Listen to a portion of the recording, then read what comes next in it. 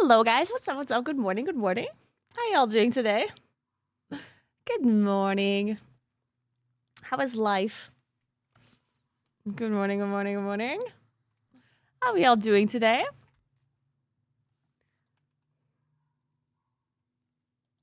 Guten Morgen.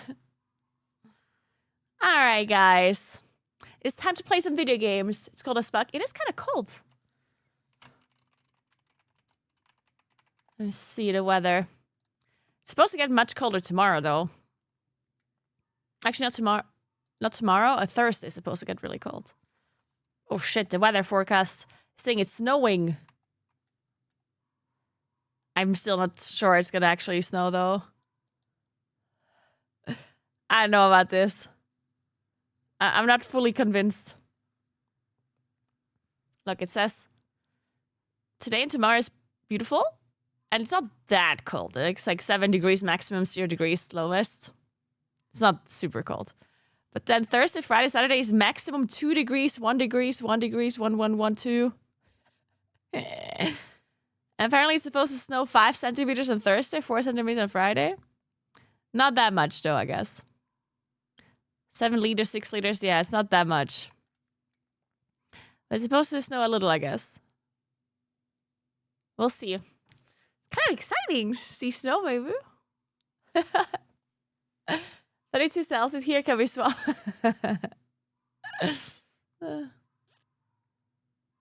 Good morning, Kessener. What's up? What's up? Good morning, Rob. Hey, AdBlue. Thanks for 58 months. How you doing? Hello, hello.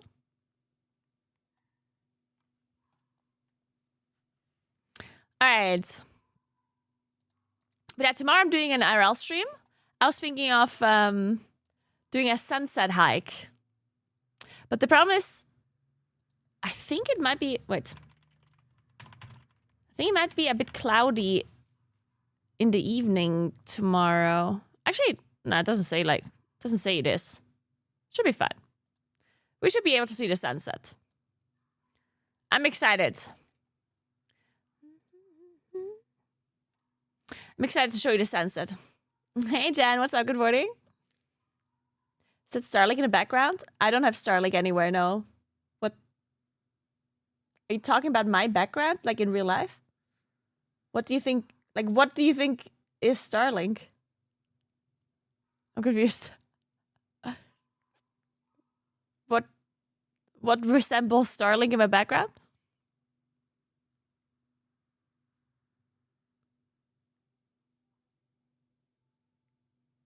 Black boxing. That's a solar system. Why do you think that's Starlink? What do you know? Like, what do you mean? I'm confused. Do you think, like, do you mean it's like a Starlink router? Or like, what did you think it would be?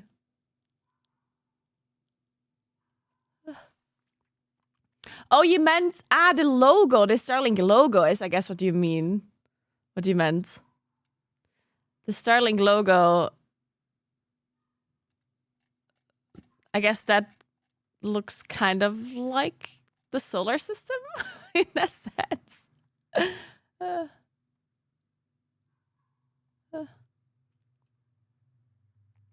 yeah, Starlink router does not look like that. The Starlink router just looks like a router.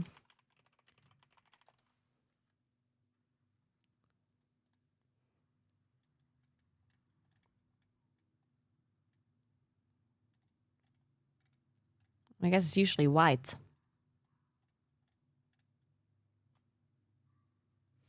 Hey, Savayan, what's up? What's up? How are you? I'm good. How are you doing? Solar system, space, Starlink, same thing? Well, honestly, it's, yeah, very similar. Now we're all confused. No, don't be confused. It's just solar system, guys. To be fair, the solar system is very confusing.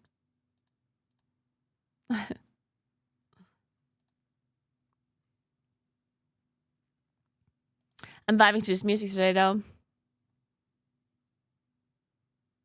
We're a Windsmeet. I'm getting like an advertisement. I feel like I saw this somewhere. This game here. Where winds meet. Is this like an RPG? Single player RPG? Oh, yeah. Where winds meet. It's an epic Roxy open world action adventure RPG set in ancient China at the 10th century. Very positive, huh?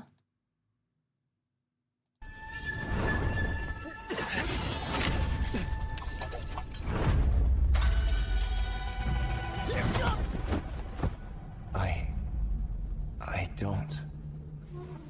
Do you know the road up ahead? Who are you? Looks kind of cool. Same as you. A wanderer.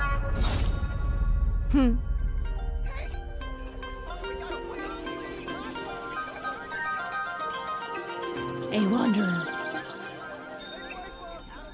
A guest in dreams. Yet unaware.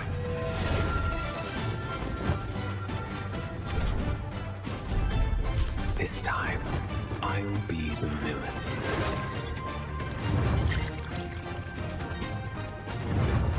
That's so cute.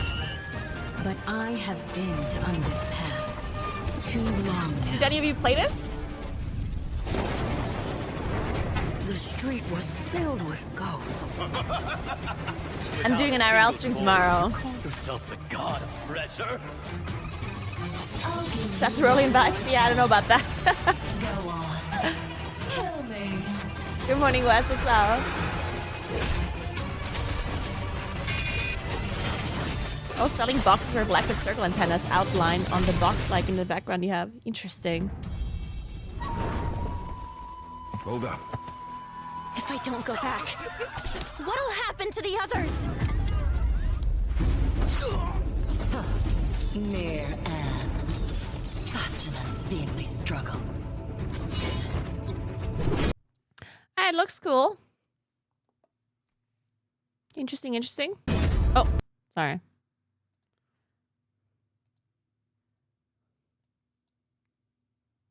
So, time to play Guild Wars 2, though.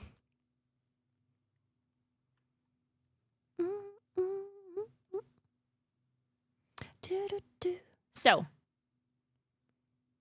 I still haven't downloaded the whole game, by the way. I still have to download, like, quite a lot. But it just keeps downloading the things that I'm currently using, so...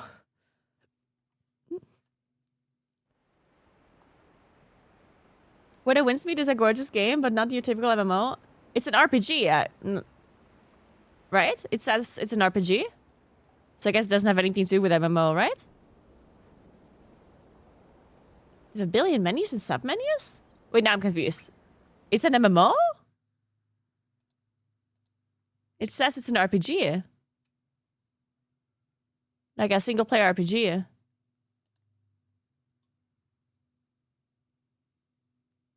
Oh, no, it's not. Oh, it is an MMO. Oh, I thought it was a single-player RPG. Oh. Oh, interesting.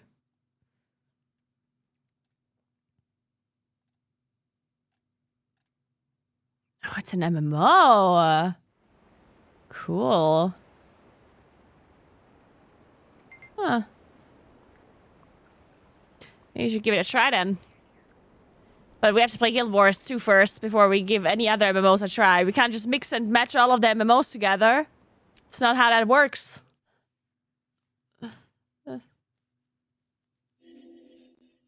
Hey, Rob. Yeah, all good. Don't worry, Rob. I was just wondering why you thought it's Starlink. It's all good. It's fine.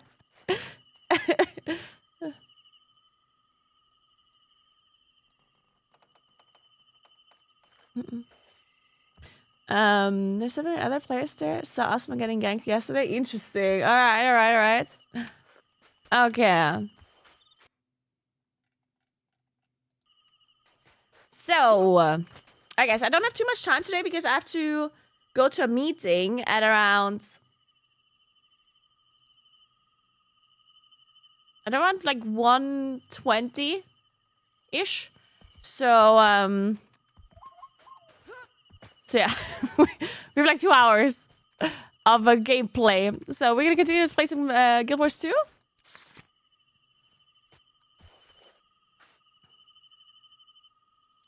You seem a busy little soldier, so I'll be brief. Keep your distance from the shining blade if you know what's good for you. Heroes who want to play hunter make a choice to themselves. Be hunted. The errant. You've been marked for death by the bandits. What the hell? Oh my god. Sweet loot. Burby.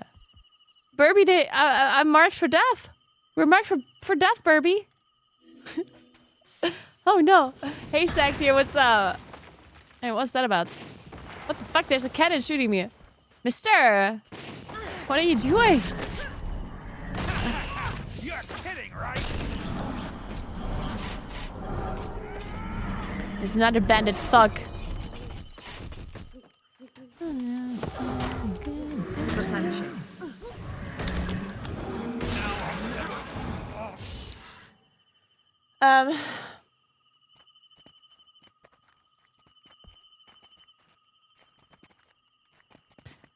I'm doing good. That's good to hear. That's good to hear. Oh, like I'm in the middle of a like special event. Okay, destroy the bandit cannons before the ore shipment is ready. All right, we have to kill the shipments. Oh, look, it's still night in the game. Look at the moon. We're playing so early. It's still the night. Time to do some real damage.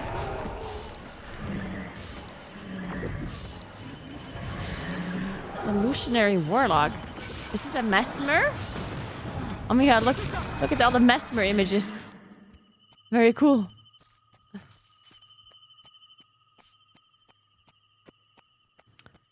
Eight minutes, okay. Wait, I need to summon my minions. Servant of mine. Servant of mine. Hey, Bird Gaming, what's up? Oh my god, your name is Bird Gaming? I love that. Our community is called the Bird Gang. So you fit right in here. You'll be feeling that one for days. Dude, guys, yesterday I ordered some stuff for the what is it called? The keychain. And man, it took me some time to figure out everything. I was up until like 1 a.m. or something. And then I couldn't sleep properly, and then I had a headache, and now I'm just like all fucked up. Oh, I got the goal contribution again. Let's go. I guess the contribution is just kind of like how much you did, right? Like the more you contributed to the thing, I guess. It's kind of how it works, I'm guessing, huh? Bandit supplies gained. I need to gain bandit supplies, okay.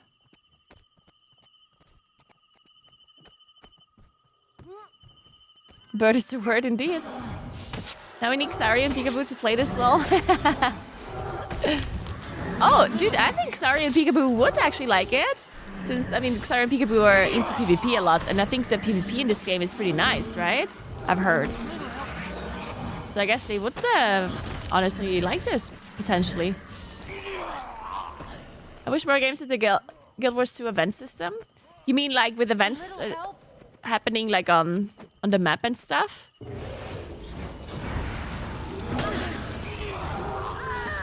I do think WoW kind of has adapted to that too, no? I feel like World of Warcraft also has these kind of events. Pathetic. I'll just have to collect the supplies myself. What is this? Double click to consume. This gives experience from kills. Experience from kills. I'm gonna take that then. I do like more experience from kills. Replenishing.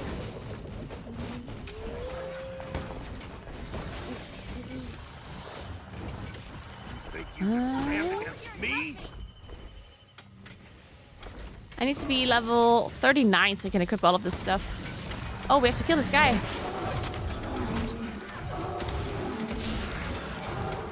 I'm not finished yet.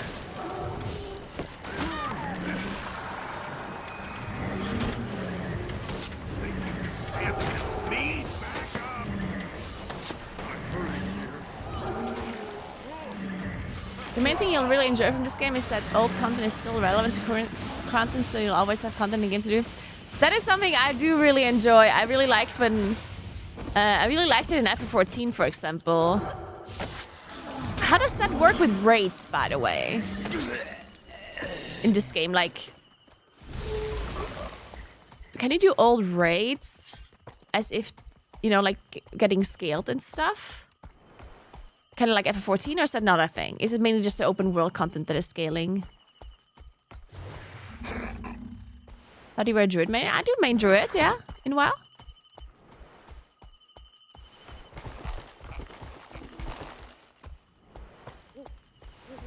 Okay, let's see what's going on here. Group event. Use powder kegs to destroy toxic option. How does this work?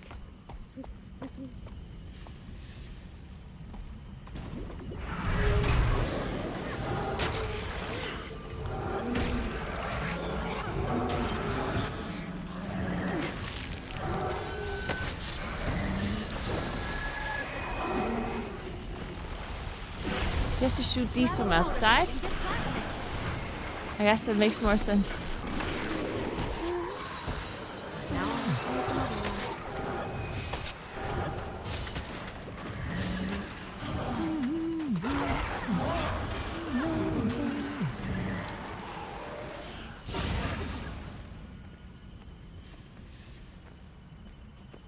Use powder keg. Ah, there's a powder keg, okay.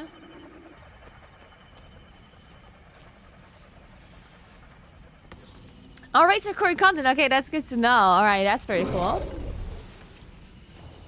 Graphics in this game aren't as timeless as WoW, but that just might be me. I will rend your mind. No, I personally... Well, I mean, the thing is, WoW graphics also are not timeless. Like, they updated them, yeah. Like, World of Warcraft graphics have been updated numerous times. If that's what you mean, as in, like, the way it looks. Because, like, the graphics in this game... Like, when you say timeless... To me, that means that no matter what year, it always fits. Like, a fantasy world is timeless. Right?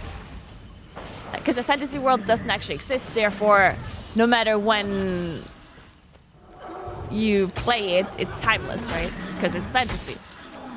But... I guess what you really mean is that the graphics are not that good anymore for like today's standards. Is that what you kind of mean? Because obviously WoW, as I said, did upgrade and like update their graphics multiple times for old content as well. To kind of fix the issue of having like... Or fix the issue of it being like a 20-year-old game, I guess. And... when it comes to this game, like, I don't necessarily think the graphics are bad. But, of course, when you look at, like floor graphics or whatever, like, some of this stuff obviously does seem a bit... You know, if this game would be coming out in 2025, it would look different, of course. But I personally don't think it's, like, horrible. Also, I personally really just don't care that much about... about, like, the graphics. Personally. Just one more confirmation of how great I am. I personally don't care to have like super high quality graphics in a game when it's an MMO. If it's a single player RPG, then I think it's different. Like if it's about like a lot of cinematics and story and that kind of stuff, then I care about it a lot more. Personally. Aristotle and Y is more forgiving when it comes to graphics looking outdated, that's the reason. But why? I'm not sure I understand what your... Like, I'm not sure I understand your point of view. Like, what's the difference between Guild Wars 2 graphics and WoW graphics in that sense? Because to me, they're both fantasy worlds. And it's both kind of this cartoony kind of style. Actually, I guess maybe Guild Wars 2 is a little bit less cartoonish and more realistic when it comes to the artwork, I guess. Like, obviously, WoW also has human characters, but the humans, I guess, are... Okay, maybe the human comparison is a bad comparison, but like maybe this bet. Like if you look at this bet, it's supposed to be like a slightly more realistic than something you see in WoW, I guess. Maybe that's it? Yeah, okay, yeah. I see what you're saying, okay. Yeah, maybe you're right. Maybe something that is like more cartoonish can be more timeless, as you say. Yeah. Yeah, I can see that being true. I personally do prefer the cartoon style the most. In any game, really.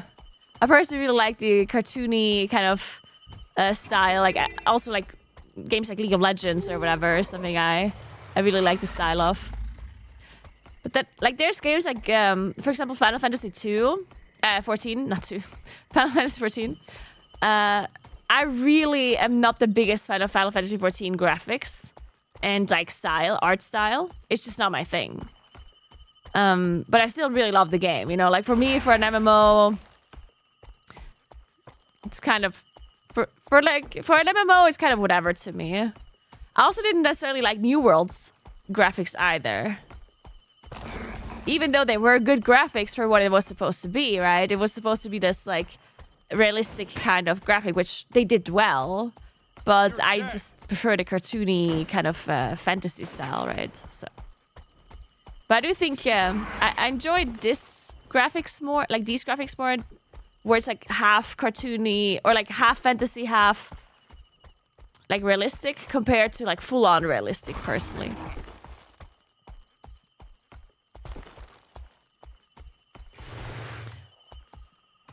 Okay, let's go to a heart. What is this? Poobadoo. Very favorite blaze, reflecting shield, glacial spikes. Where's Poobadoo?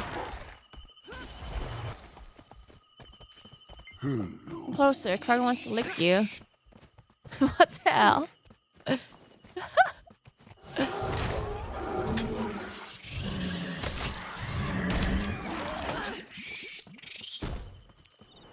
What is that? The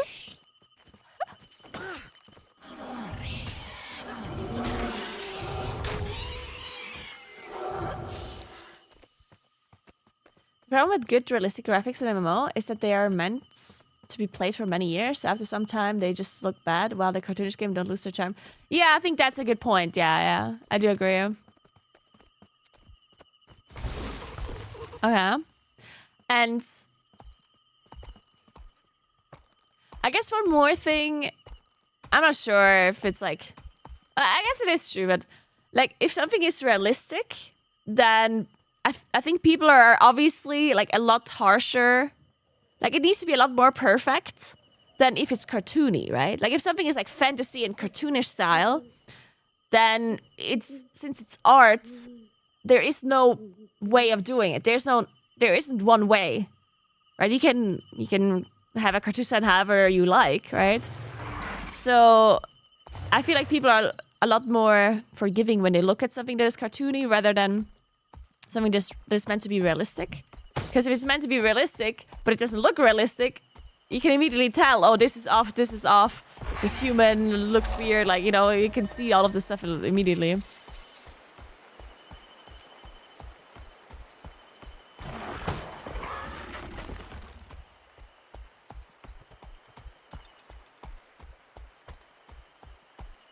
Not to mention that I feel like, I'm not sure if this is actually true or if this is just something I made up, but I feel like when a game is meant to be realistic, it's also like much harder on your like graphics. Like it's just generally like a really good realistic game is just really hard on your PC. And especially if it's an MMO, then MMOs are generally already harsh on your PC because there's other people at the same time in the same instance, which I guess that is meant to be harsh on your PC anyway, right? And if in addition you also have realistic graphics, then I feel like that's kind of difficult. I mean, if they manage to make it work, then that's obviously great, but I feel like it rarely works out that way.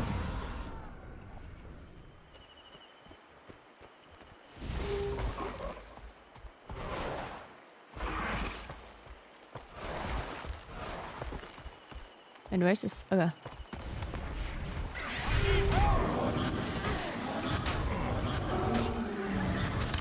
Alright, so we're killing some lieutenants here.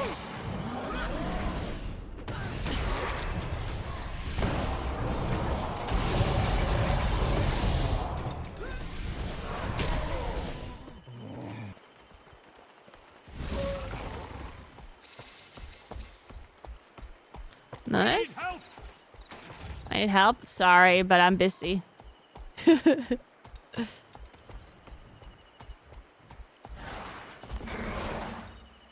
Okay. Wah! I'm stuck.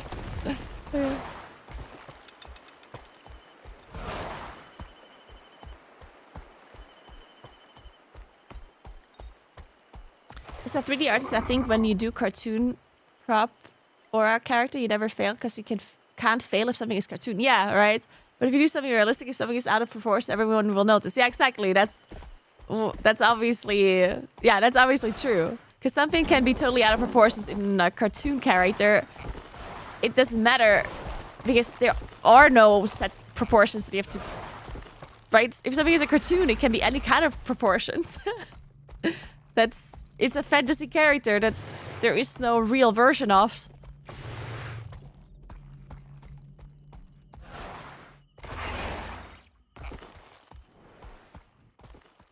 So what are we doing now?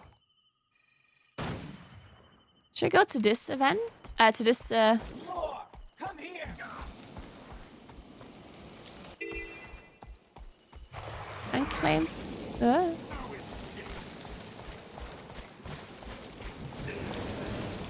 We need to get to level 30 to get the next story quest. And we're level 28.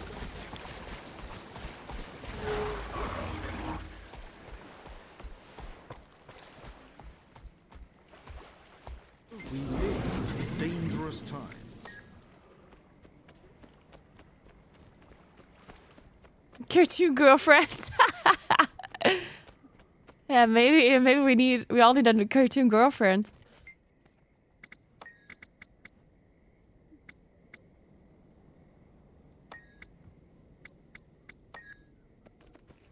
Okay, fill guards at the fountain to cure 6 Sylvari, stop the spread of corrupted fungus, and defeat the undead corrupting the swamp. Man, there's a lot of things you want me to do, huh? Sure. Oh. Let's sell some stuff.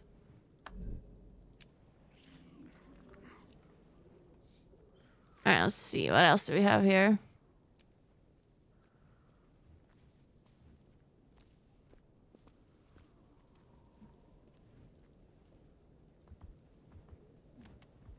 Bloodstone Crazed Beast has appeared.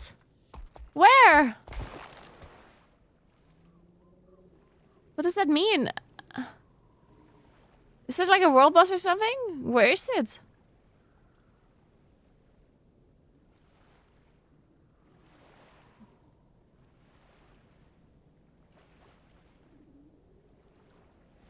What did that mean?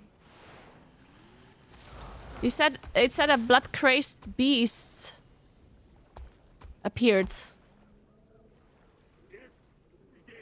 Queensdale has a world boss in swamp area.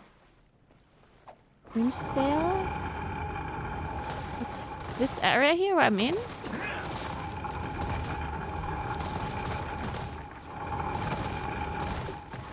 What is happening?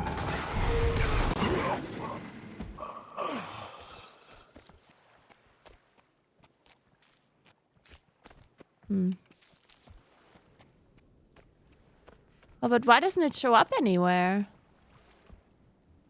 The undead are amassing an army in the swamp. Blood craze spawn on the Tyria map. What's the Tyria map?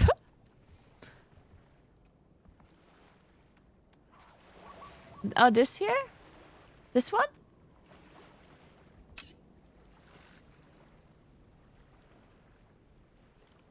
It is this. Okay. Then let's go there. What's the toughest creature to try? Wait, do you have a travel point where I am? They're, Wait, you know, big. let me get the waypoint before I go there. There we go.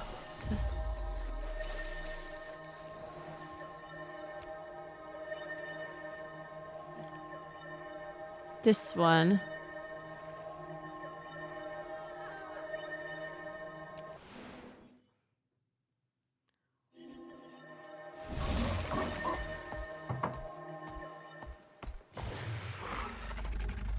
Alright, let me find this place then.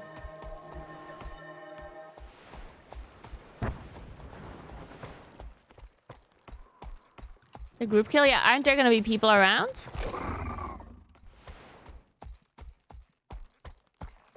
One thing I like about Guild Wars 2 is there's no specific healing class. Takes up the pressure off and makes people nicer. Yeah, that's an interesting topic. Like with this the holy trinity of like specs, because like I personally always really like when there's a trinity. Like I like having dedicated tanks, dedicated healers, and dedicated damage dealers for a game. But then I guess I can also see the I can see the upside of not having it. Because the problem with having the Holy Trinity is that you generally just always lack one of the classes, you know? Like usually, like, I don't know, nobody wants to play healer, nobody wants to play tank. You have some sort of like it's this guy and not this one. Wait, maybe we should just do this one too, though.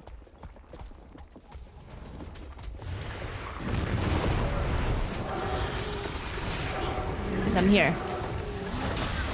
Impressive combination.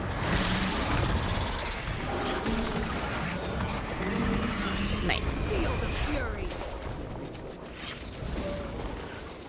But yeah, I can see that like if there's no like specific roles, then you can't really lack a certain role, I guess, because everyone's gonna play everything. And if some role doesn't feel like a pure healer, then people are more likely to play it if they don't feel like they're a pure support. What else? What do you think about like this like Trinity versus no Trinity, and like what are the pros and cons? I never like fully really thought about this. Like the reason why I really like the Trinity is because I've played WoW basically the whole time, and they have a Trinity, and then it just made sense for me to have that. But I never really like fully. Wait, it's gone. Shit. It's gone now. Feels bad. Oh well. Let's continue down here.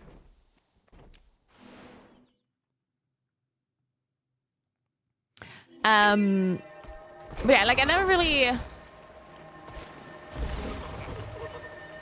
like thought about it properly, I guess.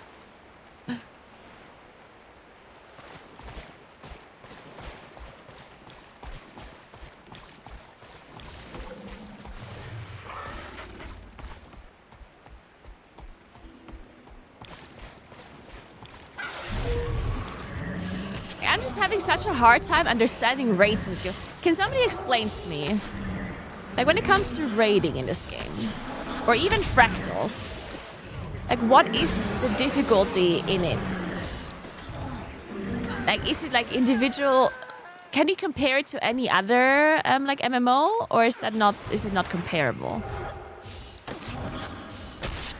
I guess what I'm asking is, like, why do you... Like, what's holding you back for killing a boss?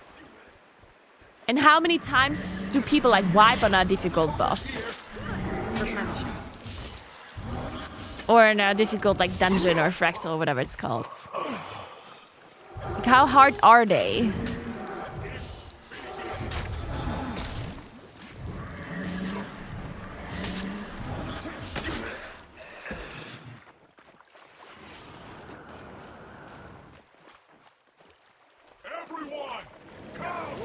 Replenishing.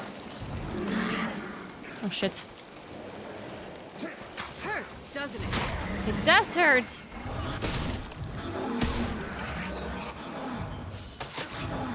Another personal victory.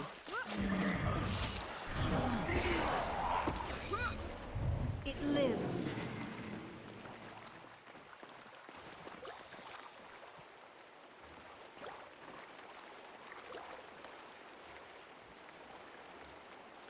Good morning, Threader. What's up? Hard enough that a lot of players never attempted it. Here, over here. So, like, okay, so what is it that is... So if you're like a good group, like a proper raid group, static, whatever you call it, yeah? And you're attempting a boss for first time, like... Are people doing... Like, is it hard to figure out how to kill the boss, like, strategy-wise? Is it kind of like a puzzle with strategy, kind of like FF14? Or is the strategy pretty obvious, like how you're supposed to do it? It's just hard to actually execute it. Like in WoW, for example, usually you know how things work pretty quickly, right? I'm dying!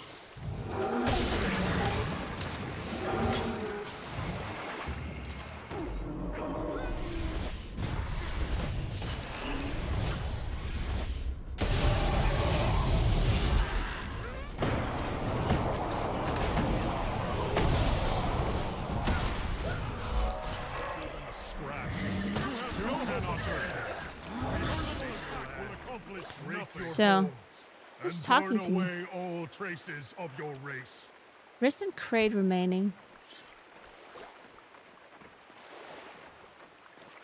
The raids are overly hard.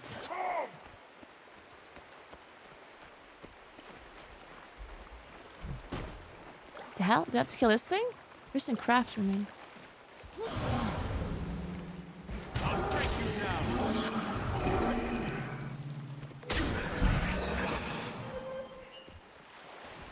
Level up!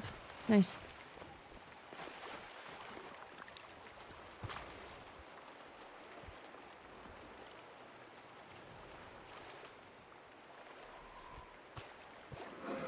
Oh, there.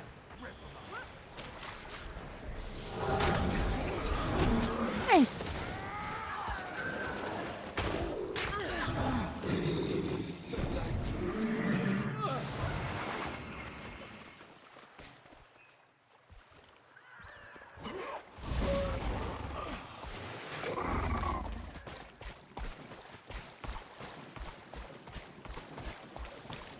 Okay, let me scroll up in the chat and see if somebody answered my question about like the difficulty so I can understand it a bit better. Let me scroll.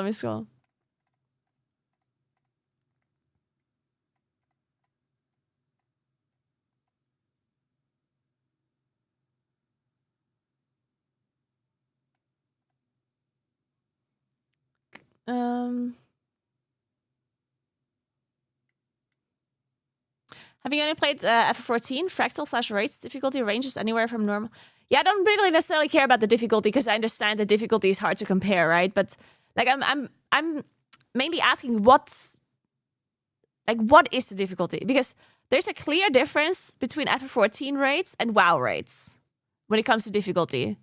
I would never compare them directly in difficulty because I think it's like comparing apples to bananas, right? You can't compare that. But there's a clear difference in difficulty when it comes to FF14 versus WoW rating. Because FF14 is a lot more focused on individual like execution of mechanics. And it's also like puzzle type strategy. Like the difficult part is to figure out how to solve mechanics and then execute that on an individual basis. While in World of Warcraft, figuring out how the mechanics work is not that hard. Like it's not a puzzle that you solve. Like the abilities, the mechanics the boss does are pretty easy to figure out. In fact, most of the time they're already written down in a dungeon journal somewhere. Like it's not rocket science. But there's not just one way of solving it, and you have to figure out what works the best for your group, and you have to like coordinate your defensives and like basically the synergizing of your whole raid is the difficult part in WoW, right? Because you're 20 people, you need to make sure that the 20 people are working together. If everyone just does whatever, then you'll never be able to kill a boss, right? You have to really coordinate your cooldowns, your offensives, your defensives. You have to coordinate your positioning. You have to solve the mechanics as a group rather than each person has one exact job they have to do. Like in FF14, each individual player has this exact job they have to do. And they can't solve it any other way, usually.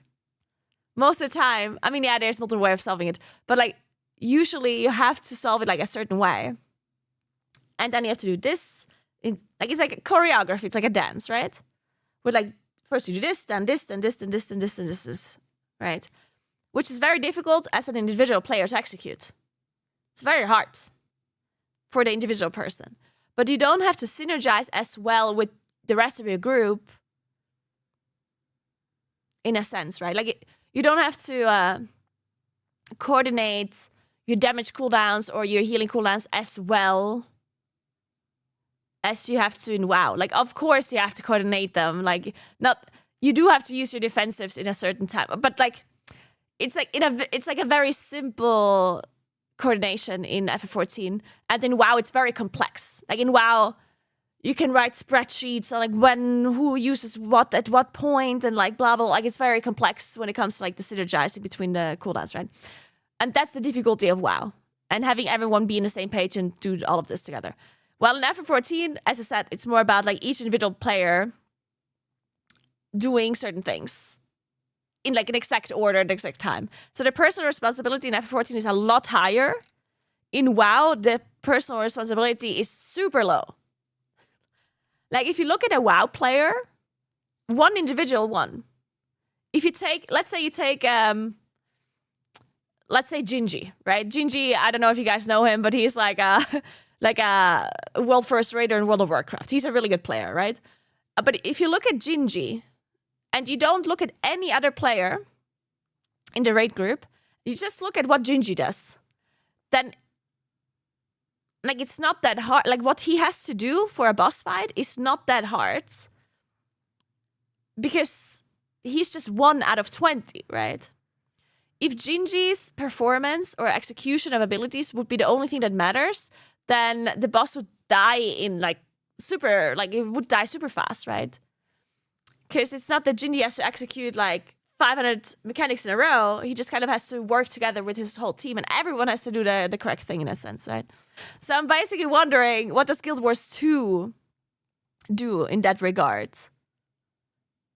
Like, does Guild Wars 2 also require like everyone to kind of like write spreadsheets and when do you use what ability and like kind of like synergize in that way, kind of like WoW does? Or do they have to have this like perfect execution of mechanics kind of like FF14, or is it something completely different, or like what, you know what I mean?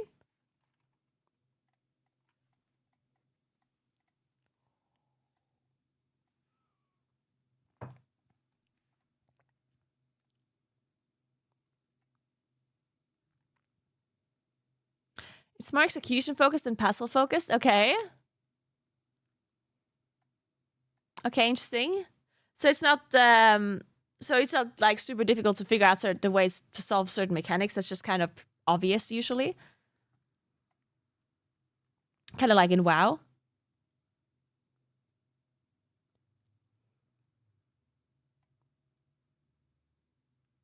I would say that Guild Wars 2, you usually have 1 to 4 people taking on a lot of personal responsibility while everyone else kind of has to work together as a group to do the rest of the mechanics. You don't need to synergize cooldowns and things like that. More like FF14. Okay, interesting. I guess it's hard for me to understand if I haven't like played it myself. It's hard to describe these things.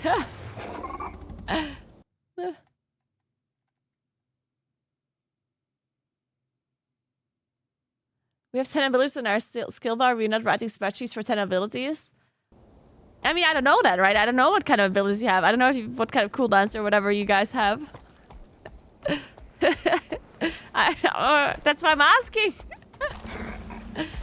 I mean, I'm only level 30, right? I mean, I don't know what kind of abilities there are gonna be in the game or whatever. Is that a plant or a fountain?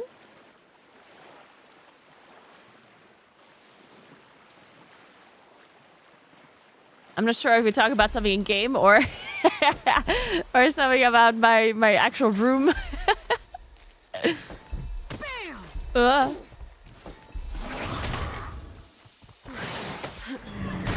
Wait, I'm 30. Oh my god, I have a new main quest. Let's go, guys. Let's go. I've been summoned to the Queen's throne room. Queen Jenna. Oh. What does Queen Jenna have to say?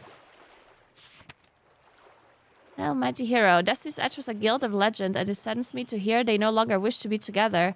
However, I heard through my sources that Erselkin has made a beeline for the catacombs beneath.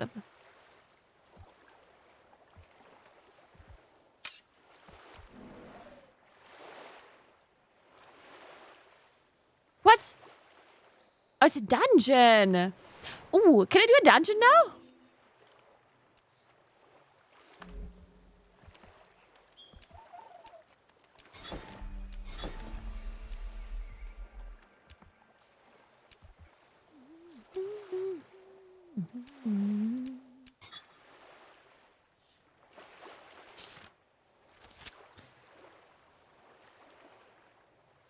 You're hereby summoned. Wow, I can't believe I've been served, guys. Oh,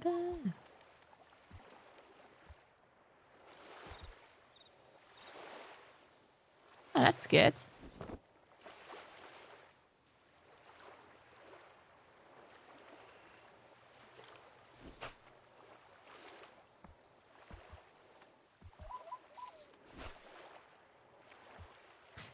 Oh, it's a mace.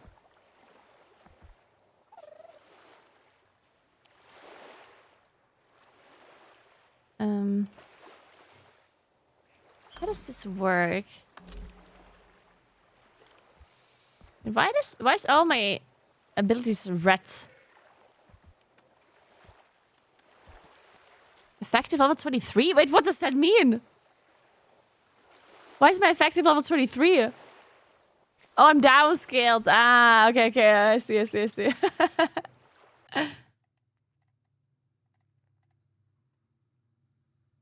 Hey, Arthur, thank you.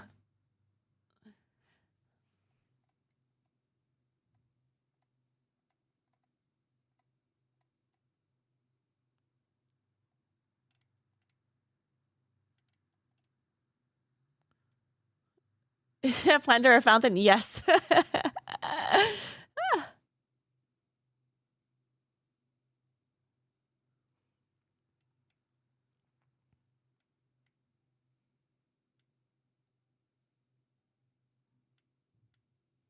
Usually a tank is a lot of responsibility to move the boss in position, and sometimes you have people kiting certain boss mechanics so the rest of the raid doesn't have to deal with it, or sometimes mechanics where you assign people to leave the stack to destroy cannons and stuff.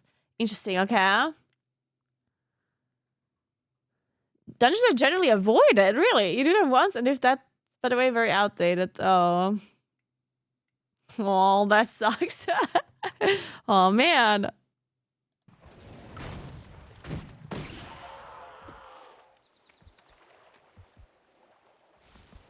Why can I not do this, by the way? Like, how can I use these upgrade slots? Use upgrade slot.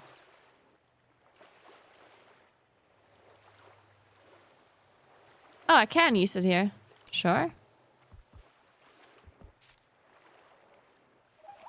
Is that going to be used raids, PvP, or... Ah, okay.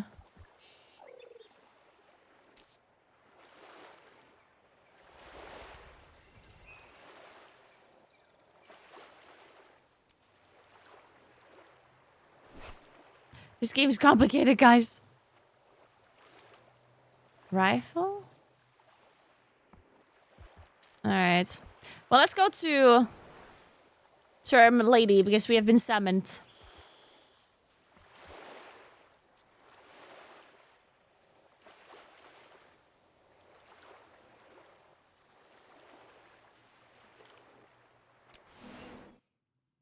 The real dungeons are fractals, not actually the dungeons. Okay.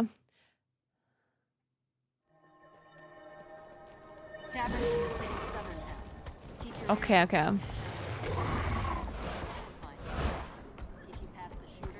And fractals you can only... So, basically what he's saying is I should just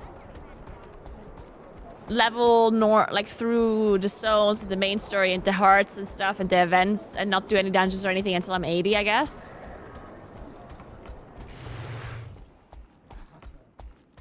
And then once I'm 80, I can look into this like the fractals and the rates and stuff.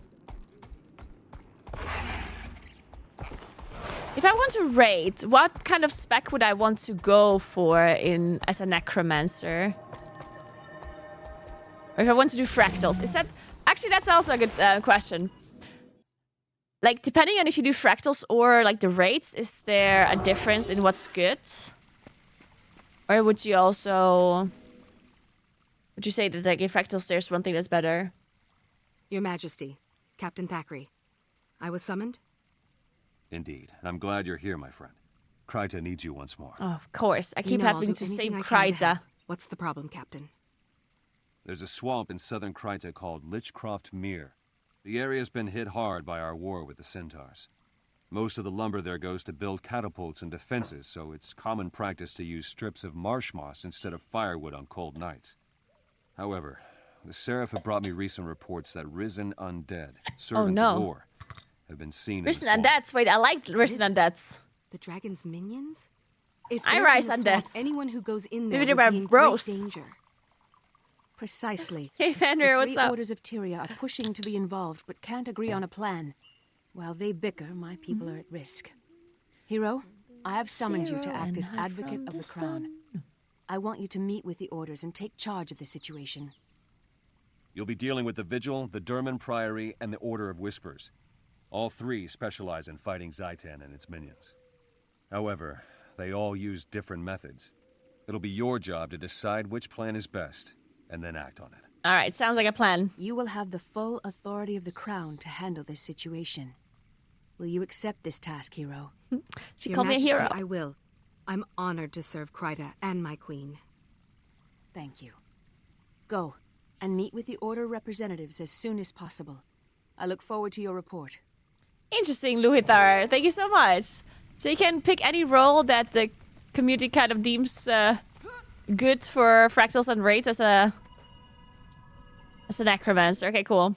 I would probably just want to go for like pure DPS initially. Yeah, that does make sense. So I don't have to understand anything else really other than myself. Meet the Order representatives east of Lycroft Mere. Come on, let's go. Oh, I actually have to go here. I was there earlier.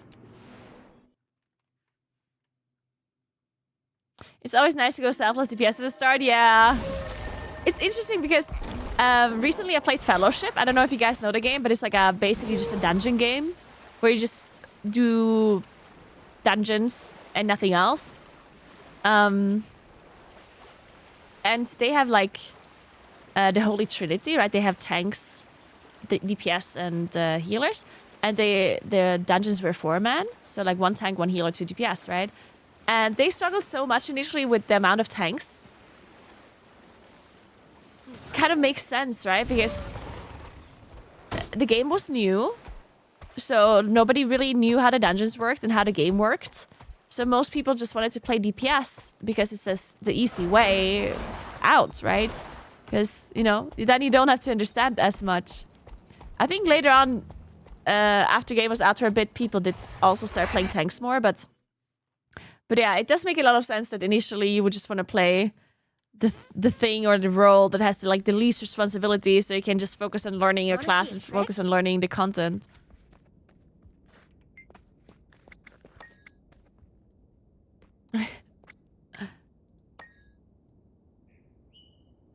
I hope you can do math. Multiply the number by 3. Don't tell me what it is. Okay. Let's take a number. I'm gonna go with 6. 6 times 3 is 18. Okay. Now add 3. Okay, 21. Number by 3. 63, okay. Almost done. Now add those 2 digits together. Now your number is 9, isn't it? It is 9! Oh my god, you're a genius, child. Oh, there's actually a very cool math, like number game. Oh my god, I need to tell you this. If you like number games, it's actually kind of cool.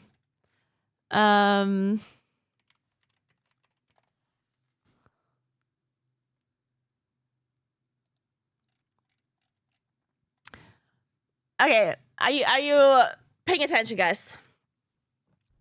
All right, everyone do this now. Okay, pick any 4-digit number with at least 2 unique digits. So you can have like 1122, for example, but not 1112, right? No, you can't have 1122. You can have 1123. That'll work. Like it needs to be. Wait. Okay, wait. I'm literally being stupid right now. Again, pick any 4-digit number with at least 2 unique digits. Okay, 1122 would work. You just can't have 1111. You can have 1112 or 1222 or 1122. Like, that's all fine. It just needs to be at least 2 different digits. So anything other than 111 or 2222 or 3333, you know? All right. So then, once you have that number, again, 4 digits. Then take that number and rearrange the digits from highest to lowest. Okay? So if your number is 1112, then you want to rearrange it to be 2111. Okay? Got that? Good. So that number we call your high value now. Okay, this is now your high value number. Then you take the number and rearrange the digits from lowest to highest with any zeros coming at the front. We'll call that the low value. So in my case, it was 1112, right? Which I rearranged to 2111. And then I'm rearranging again to be 1112, right? Then, now you subtract the low value from the high value. So like the lower number that you got, you subtract that from the higher value. And now you get a new number, right? And this we just call the new number now, all right? Now you repeat steps 2 through 4 with the new number until the result you get is the same as the new number. So you take that number again, rearrange it to have the high value first into the low value, right? And then you rearrange it again to be the low into the high value. And then you subtract the low value again from the high value. And then you again have a new number, which you then do it again with, right? So the interesting thing about this process is that you always, no matter which number you start with, end up with the number 6174. And somebody figured this out. Apparently somebody called Capricar, some mathematician, figured this out. And nobody really knows why. I ended up with minus 9,999. I think I messed up. Yeah, I think you messed up. So there's no like proof or any reason why this is happening. It just happens. Which is, I don't know, it's just interesting.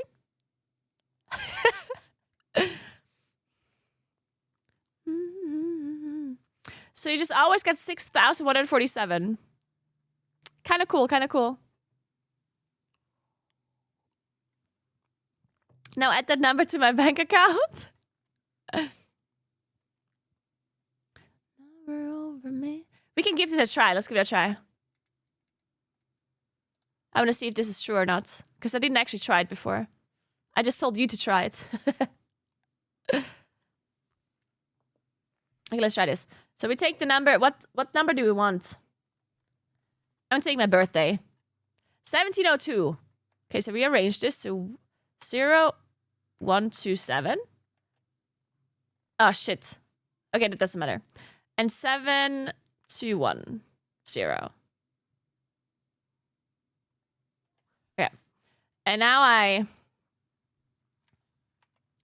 take this number and I remove the lower number. Okay. And now I take this number again and do the same thing. So it's like 0378 and 8730. Then again, I take this number and remove this number. Now I do it again. So now it would be 2358. 8532. So we again. Okay, good. Oh, that's it. That's the number. 6174. There it is. So apparently I always get 6174. That is kind of cool. Okay, I want to do it again. What number do we do now?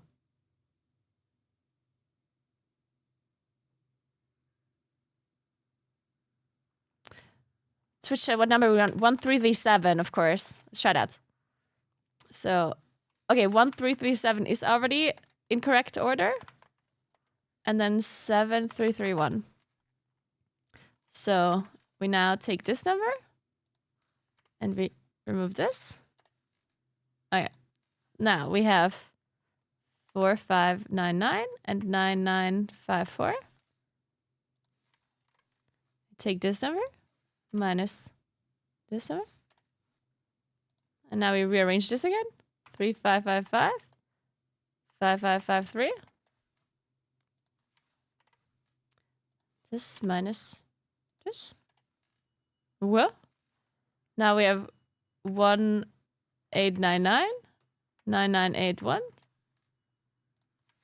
Oh my god, this is a long one. Okay. Now we have 0288 and 8820. this is taking a while. Okay. Okay, 2358 8532.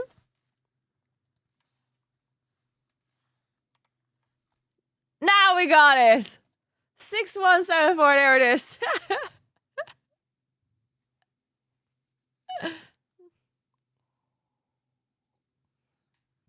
Are you calculating the days to hit max level?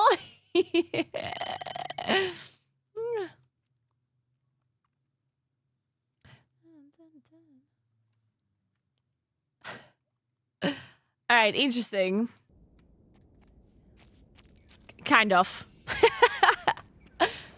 I love it. Thank you for the wisdom. Yeah, there we go, guys. There we go. Today we learned.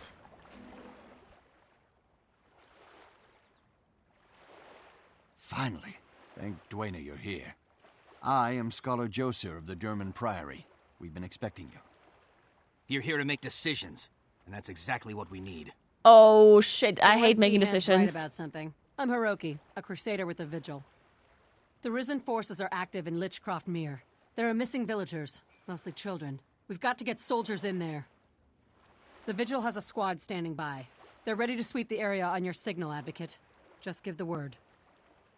Advocate, I'm sure you can see that such an approach would only cause more problems. Uh-oh. The German Priory has a wondrous device called the Mortis. Oh god, I need Verde. to make decisions. I hate We making believe in decisions. using intellect to fight the dragons. Saves on manpower, you know, and we have achieved some marvelous advancements. Your device is theoretical, untested. You want to risk children on that? Vigil steel is tried and true. I'm with the Order of Whispers. We brought this to the Queen's attention, but we'll leave the frontline fighting to the others. Very well. Hey, Hiroki, Santi, thank you Jesse, so much for the 13 me a months. moment to think Appreciate this that. over, Welcome back. and then Thank I'll you, thank you, decide. thank you.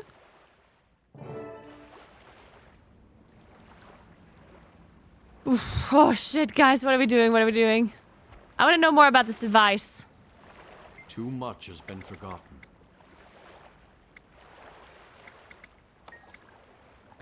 We are Tyria's most elite scholars and archaeologists. We search for lore to use against the dragons. Lore to use against dragons?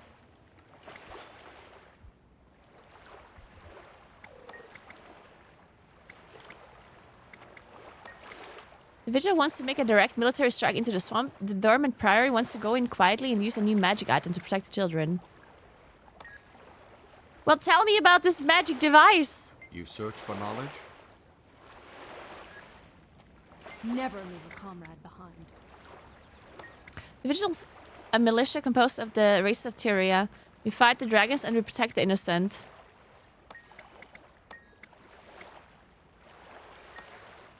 Help! Anyone can tell me what I should do? Where's this device? Somebody tell me about the device. Oh god.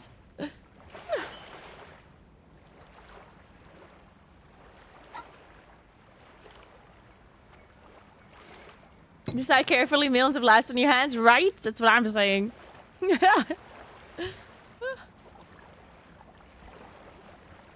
look up the rewards.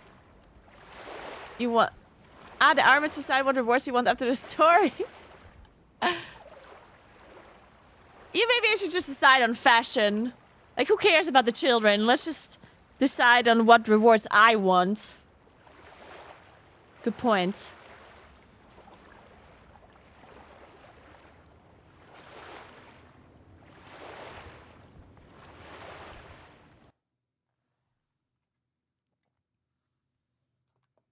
Let's take a look.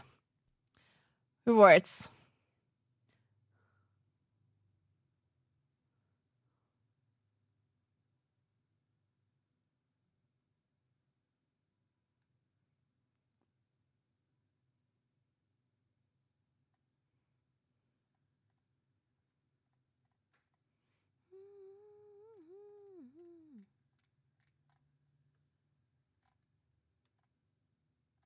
Where do you see the different rewards?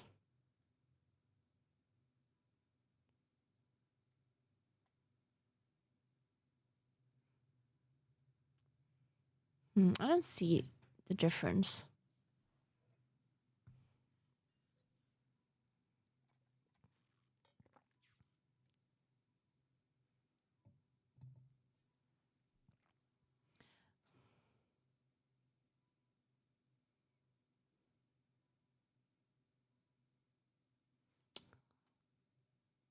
Where does it say, like, the difference?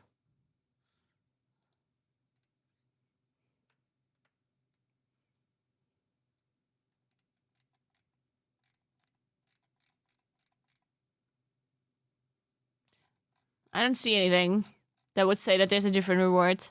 It just says that you get this guaranteed, and this one is, like, depending on your class, right? So I don't see any difference here.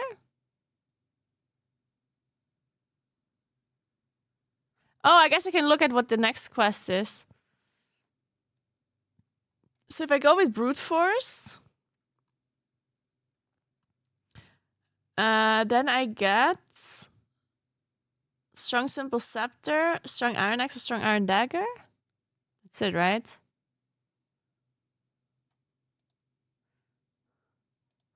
And this one gets strong simple scepter. Okay, that's the same thing. And I'm confused.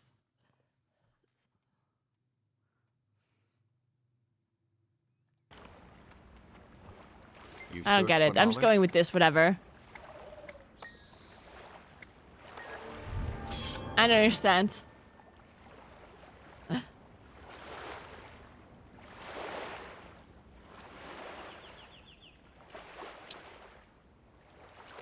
So?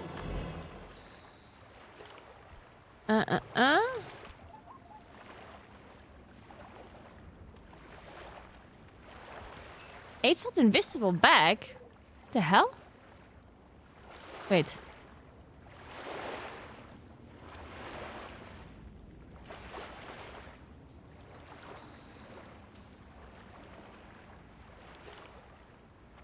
We have Grant, Avatar, and Melandra.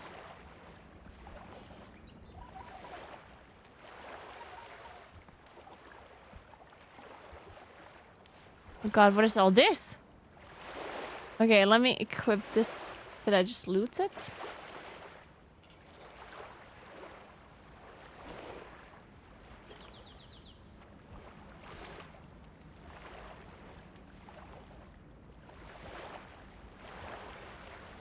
I'm overwhelmed once more.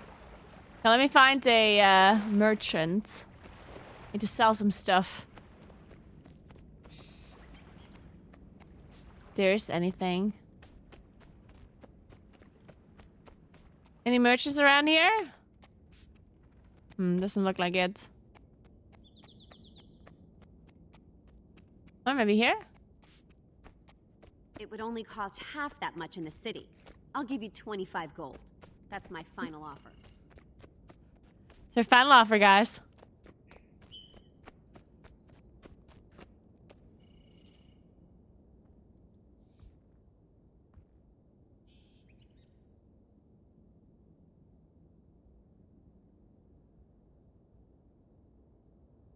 Okay.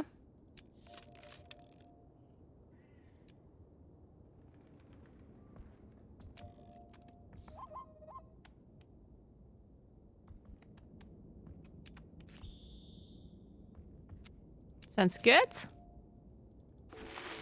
Guys, I have so much luck.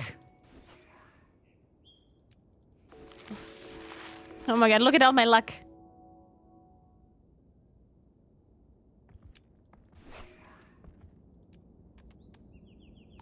Ooh. Oh, wait.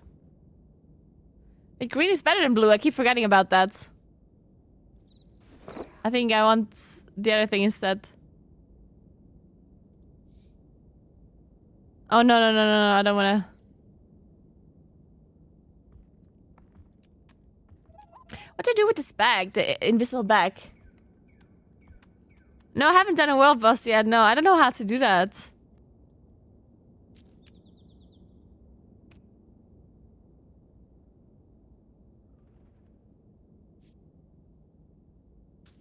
So, like, I can put 8 items into this bag, but I have to keep it in my inventory?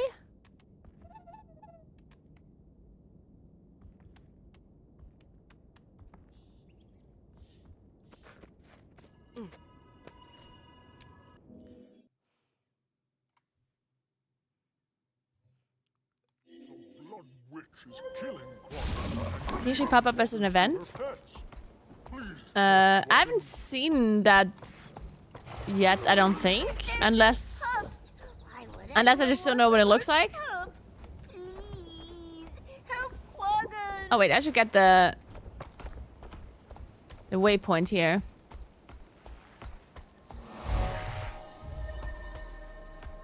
Guys, I can't believe we're listening to Christmas music already. Well, to be fair, it is halfway through November. Guys, I think we should start being in the Christmas mood. I think it is time.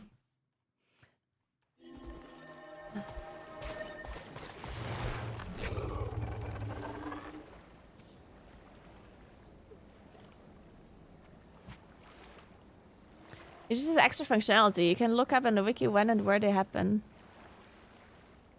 Oh, like I have to equip this bag. No, like, I don't understand this bag. Can somebody explain this to me?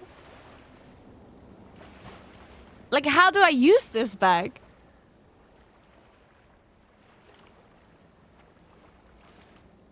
I can't equip it? But I also can't drag an item into it? So what do I do with it?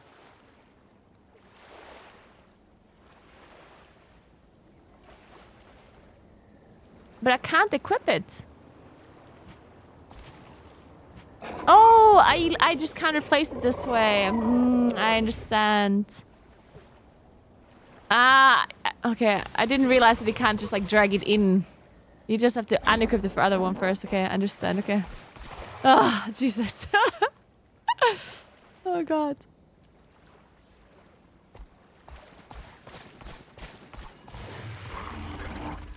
No, I just didn't realize that you have to unequip a bag first to equip the new one. Like, I thought you could just, like, drag it onto it.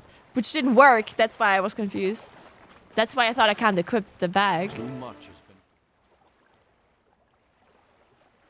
Greetings and salutations, Advocate.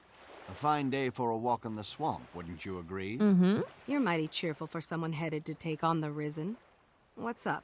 Good point. Ah, but I always enjoy a priory expedition. Experimentation, research, discovering lost artifacts in an old musty tomb, then more experimentation. Every day is a new adventure in the Derman Priory. It's a fine... You told WoW it's not coming on console? You managed to make it sound exciting. So, I'm confused. What do you mean? What's this new trinket you were telling me about? It's called the Mortis Verge. It allows the holder to easily Wow, isn't coming on distinguish console. the living from the risen dead, but also confuddles the undead, making it harder for them to find you. Or are you making a joke I'm not Who getting? built this thing? Would it surprise you if I said it was based on a char invention? The Priory values ideas and innovation no matter where the genius occurs. The dragons aren't being picky, so why should we? Any weapon we can use against them is worth exploring. Char, huh? Okay. Well, I can't fault your reasoning, especially if it helps us defeat these undead. Fire that thing up, and let's go find those missing kids. Alright, we're using this magical device to find the missing kids.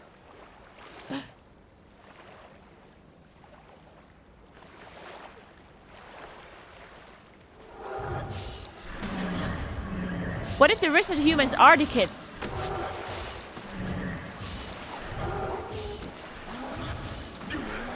If you had $1 every time you heard about WoW coming to console, would you need to stream again? I would have at least $5 then, that's for sure. At least 5. Help! Hey! Oh, hey! Here! Don't be afraid, child. The Mortis Verge will protect you. The enchantment is active and sense the undead.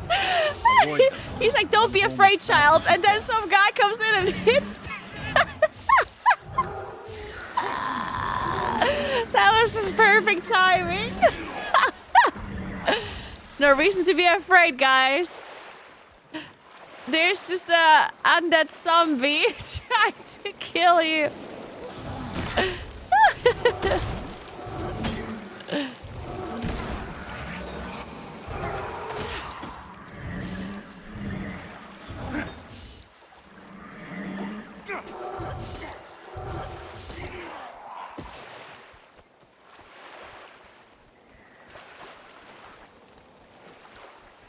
I'm over here! Save me!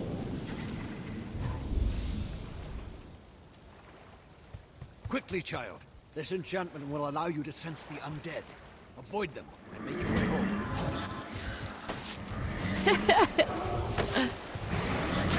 Oh, look at my fiery minions.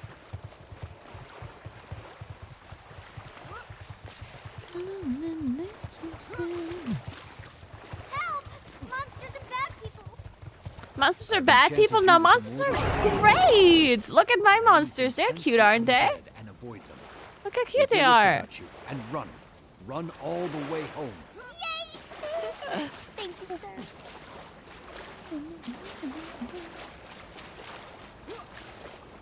You look like a living one. Please, I want to go home.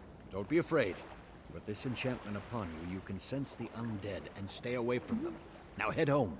Notice your shot X the second health bar? Yes, I did notice, yeah. Mr. Old Man.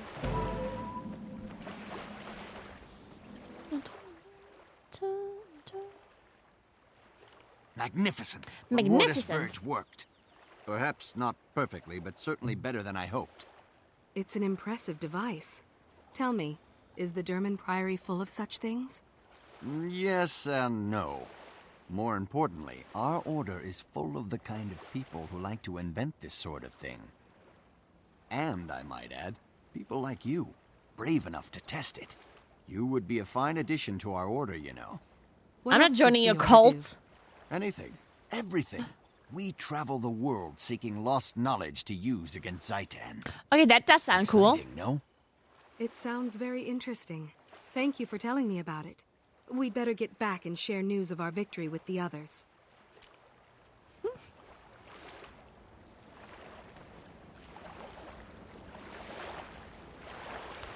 Oh, it's Black Friday today. Good point. Now finally everything costs the normal amount of money again. After they increased the prices of everything 3 months ago.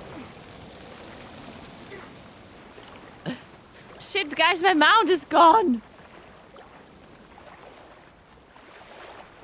Guys, I have no more mount. Goose Willis.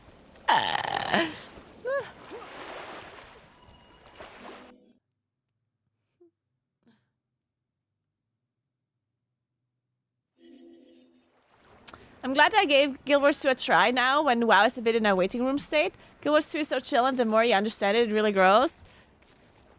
Yeah, I'm still in the understanding stage, but I'm sure I'll get there eventually. I mean, I really like it. It's not that I'm not liking it. Like, I do enjoy it, but obviously I'm not understanding everything yet. I also think it's not...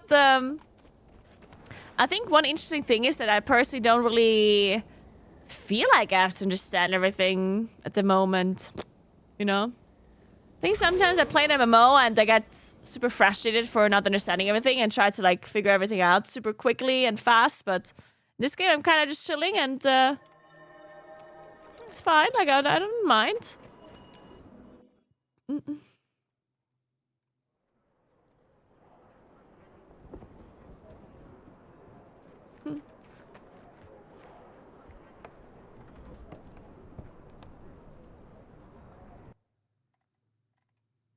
Great thing about Guild Wars 2 is that there's no subscription. Yes, you better get it off and you probably...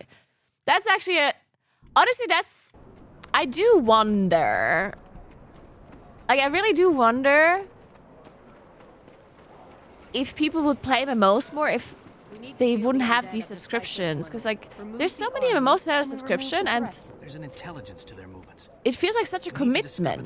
Because just follow them. The interesting thing about MMOs, I feel like they already are a big commitment. Like, even if you don't think about the money aspect and how much it costs, an MMO is already like a big commitment because it's just a time commitment, right? Because you have to commit quite a lot of time for you to even understand if you like the game, to understand the end game. Like, MMOs are big games, you know? Like, they take a long time for you to, like, get into it and to, like, get your character up to max level, to, like, max gear, like, for you to understand if you really enjoy it. Like, it takes a lot of time. And so it's a big commitment time-wise, and it's usually also a big commitment money-wise as well, because you have to pay subscriptions, right?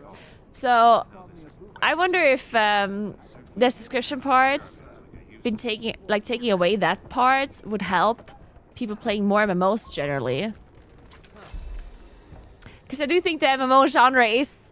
like, I'm not saying it's dying, but it's definitely, like, not doing amazingly, right? Who's chance to heal us within one area? That's good.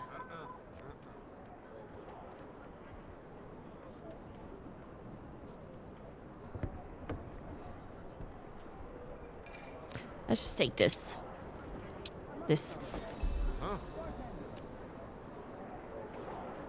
So yeah, it's such a good point that you don't need a subscription. So you can just pop in and play if you feel like it, and then you just go and leave again if you don't wanna.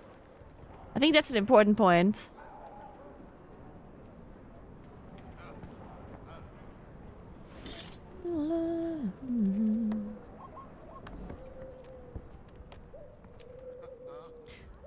I felt the same thing about like Fellowship.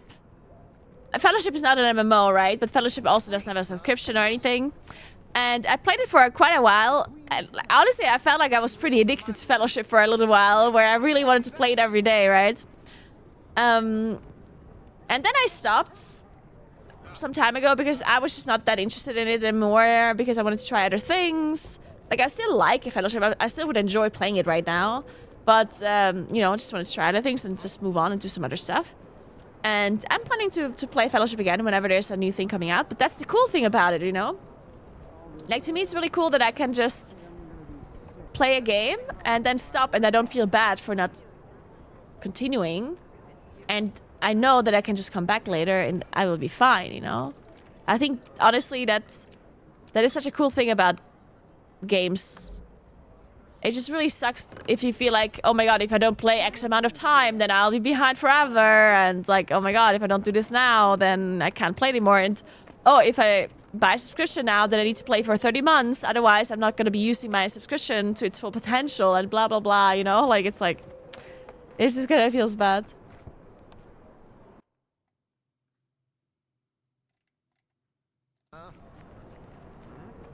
Yeah, I do also wish there was an eternal queue. They did say they were gonna edit, but I'm not sure when and how long that's gonna take them. Hey, Canslayer, thanks for 13 months. What's up, what's up? Okay, so now I have to choose between these orders. Go too much. We'll go with the scholar thing. It sounded cool to travel the world and Advocate. find The lost representatives knowledge. have reported your success. Well done. Thank you, Logan. I'm glad we saved the children. We saved but the children, undead are guys. still a problem. I'm told the children Wolf saw Sky, a I'm good, Seraph how are soldier you? in the swamp, and their stories were quite appalling.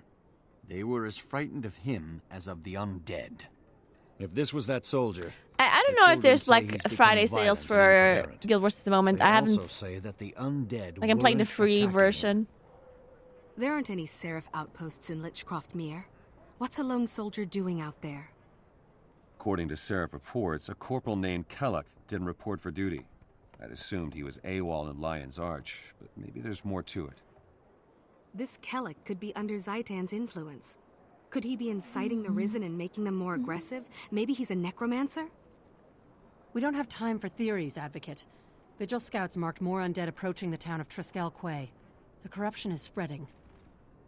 If so, then Triskel Quay is just a symptom. Whatever's drawing the undead inland will continue to do so even if we save the town. We should investigate what happened to Kellic. He may be the key to these attacks. Till we know what's going on, we're just plugging leaks. You want to go on a wild goose chase, Ehan? Fine. But don't risk Triskel Quay. We need soldiers to defend the town or people will die. A few will die now, but we'd be saving many in the long run. The Order of Whispers is prepared to make that exchange. I see. It's a good thing that decision's not up to you two. Advocate, it's in your hands. I have to make a decision again. I love retail WoW, but that you have to keep up part can be stressful sometimes. Sometimes when I say sometimes, I mean I'm complaining about this quite a lot. Honestly, like I do think that keeping up part in WoW is something that is, as you say, stressful, and it's currently just not something that I like because it demotivates me. Like for me, it's just like if I log in and I know that I'm behind, then it demotivates me to log in. But I do think it has its place. Like, I personally don't necessarily think that WoW has to change the way they do stuff. James, thank you so much for a Prime. I appreciate that very much. Thank you so much. Welcome in. Like, what I'm trying to say is that I think there's some people who like exactly that. Like, there's people who like to have a game that they can continue to play and keep progressing in. And also, like, fast. Because that's the upside of having this kind of system that retail WoW has.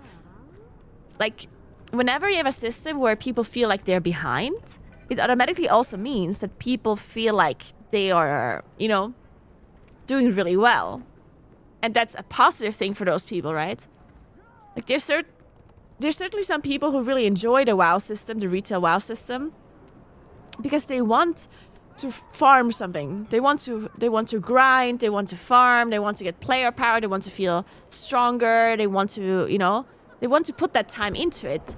And once they get the rewards for it, they feel good about it. They feel rewarded, right?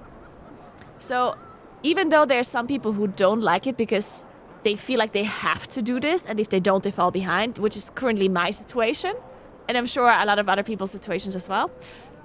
But that doesn't mean that I think that they should change the system necessarily. Like, yes, I would like if they changed it because I personally would prefer it that way. But I also understand that there's other people who prefer it the way it is right now, and that some people like to play games this way, you know?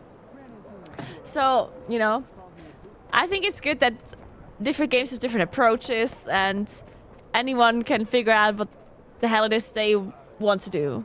Like, because even though a lot of people always talk about FOMO as like a bad thing, it also creates positive feelings for people that actually do have the time and want to spend the time in that game, right? Like, they're the ones that, you know, benefit from just like FOMO in a sense as well. I think FOMO is not just a bad thing, right? It can also create good feelings for people. That's why it exists in the first place.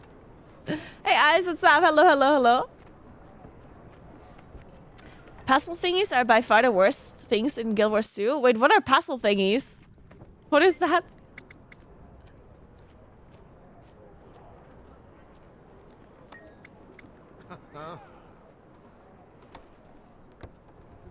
Okay, so these are the cunning people. Some must fight so that all may be free. Can't I go with the scholar? You search for knowledge? Hmm. Do we want to be cunning? Or do we want to just go in? I think I just want to go in.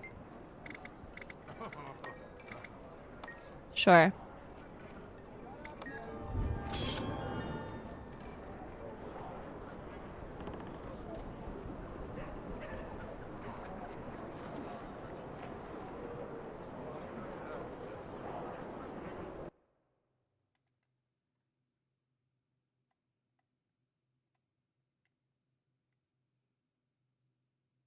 Got back from a weekly hike. Nice. How was it?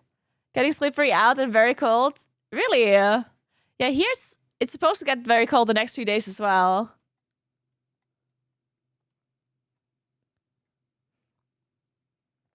I took a break from retail, but feels like I can't go back due to too much to catch up. And the prep for raiding feels like a chore in retail to me. Yeah, I'm the same. Like, it definitely feels like... If you take a break from WoW within a patch, then it feels too overwhelming to start again. I feel like if you don't play a lot at the start of a patch, it just feels like you fell behind and there's no point to go anymore. Or, I mean, there's a point, but it will take you forever to catch up to everyone else. And until you caught up, nobody's inviting you. And, you know, like... yeah, it just feels bad for quite a while.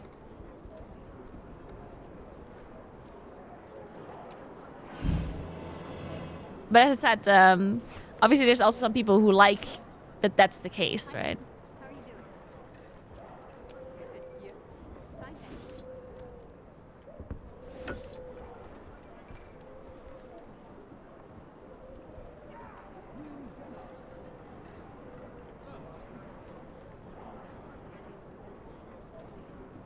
Just take this.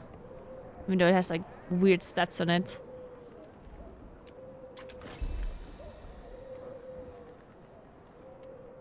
Enhancement, gain concentration equal to enemy position. Huh?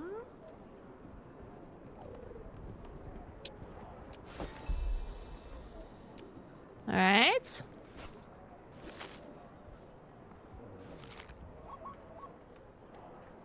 I need to sell some stuff.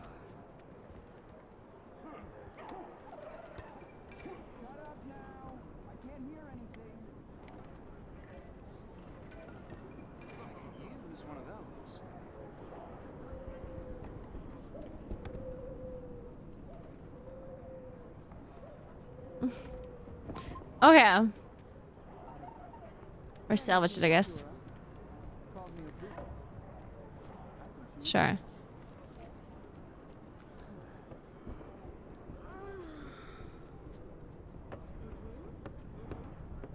Sure.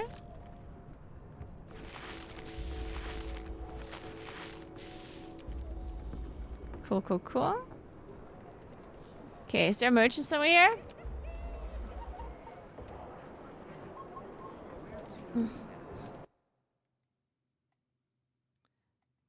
You had so much fun building a WoW house, you changed games? Wait, I really do enjoy building the WoW house. If you're implying that I didn't enjoy it. I enjoyed it a lot. I think WoW housing is very fun. It is very, very fun. The thing with WoW, like with the house though, is that like you don't have to finish it immediately, right? Like you can just build your house whenever. You can start building a house and then you can take a break for, I don't know, a month and you can come back and continue building your house. Like, that's a cool thing, right? I personally am really looking forward to housing. I think it's a very cool addition to the game. That's one of those things that does not create any kind of FOMO, in my opinion. At least, not in a way that I can think of. I'm sure that Blizzard can somehow make it possible to create FOMO within housing as well. I'm sure they'll manage somehow by creating furniture that's only available during a certain event, and you have to do the sping, and otherwise you can't get it anymore ever. Like, I'm sure they're able to do that eventually, but yeah.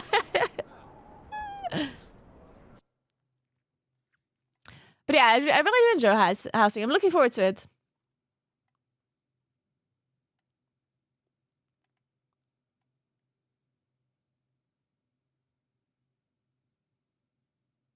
I love to see the add-on purge in retail. WoW. Me too. I like it. I do like the fact that they're trying to remove add-ons.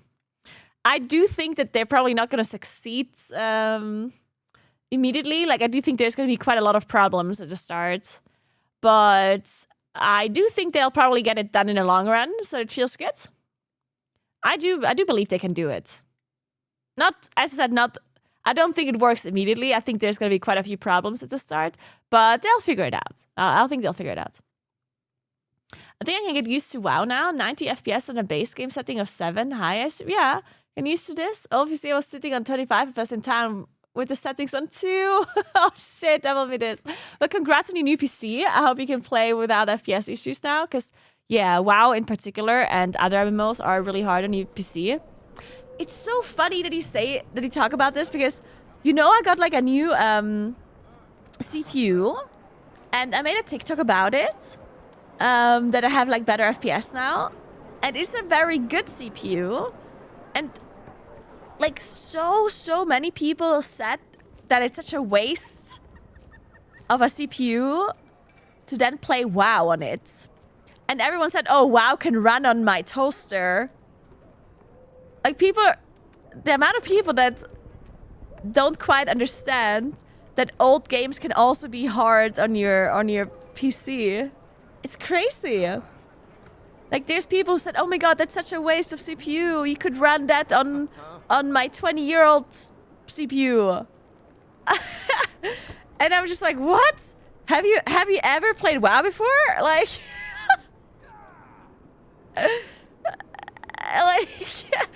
Or have you played any MMO before that have a lot of people in it? Like I do understand it's an old game, but like maybe people are just confused about. Maybe people just think more about the graphics, because obviously WoW doesn't have good graphics, and maybe people think that if you don't have good graphics, you don't need a good PC. Maybe that's just what people think. Because yeah, like. There's so many people that just said that I wasted the CPU completely and that I don't need it for like such an old game. It's interesting because obviously that's not true.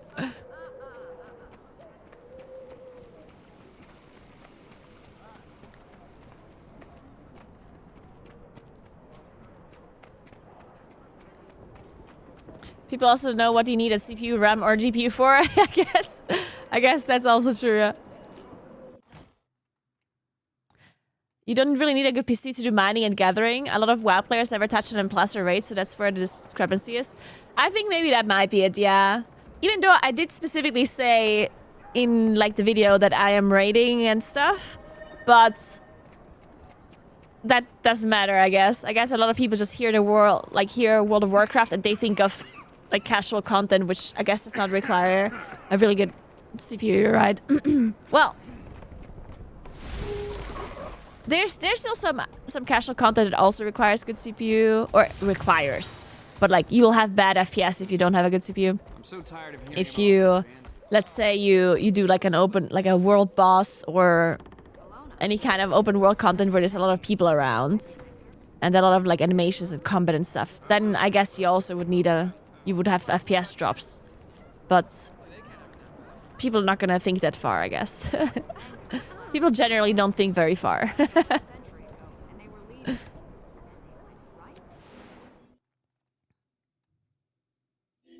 Hey Sam, good morning, good morning.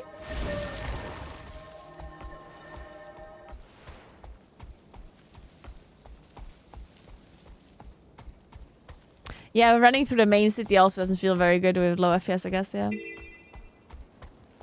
I bet some of those people don't even play WoW at all and they just hate commenting. Yeah, I think so too, I guess. You are easily broken. I guess sometimes I just don't understand people. Maybe that's it. Sometimes I just don't understand people in general. Because I feel like if I wouldn't have a clue, like if I don't play WoW myself, and I don't have a certain like, and I don't understand how CPUs work, like why would I comment on a video like that then? You know, like I guess that's just like sometimes I just don't understand why people comment stuff when they just don't know anything. Like it's like if I am sure about something and somebody makes a video about it and I know it's wrong what they are saying, even then I wouldn't comment, but then I guess it would be more likely for me to comment.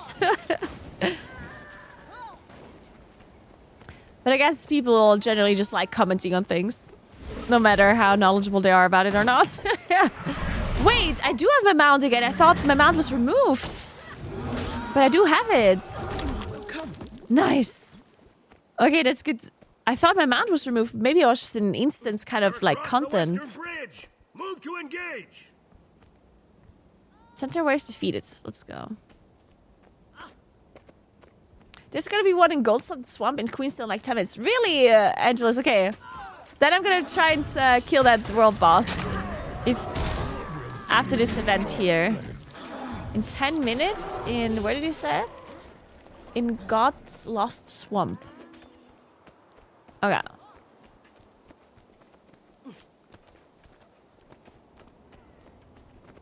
Yeah, no, I have my mount for 10 players. I know, I just thought that the 10 hours are over.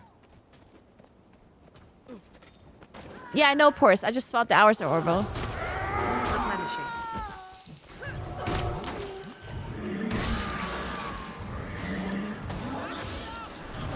Just one more confirmation of how great I am.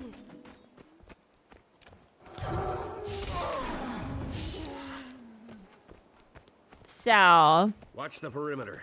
Don't let them inside the defenses. We must hold this ground. Yeah, I noticed that if you're like in an instance or like a story kind of thing that you can't use your mount there.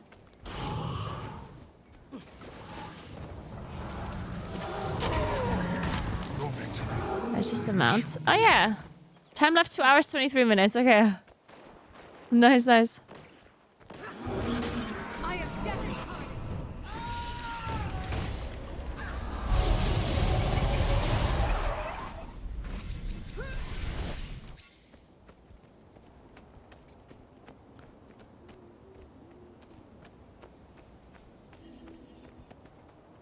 One more. There. That seems to be the nice, we got gold again, guys. Of course. This isn't over yet. So let's get this this waypoint here for a sec. Where is it?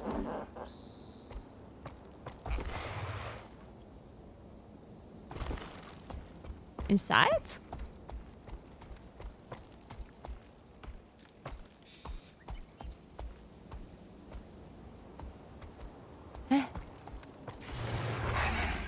Yeah, confused.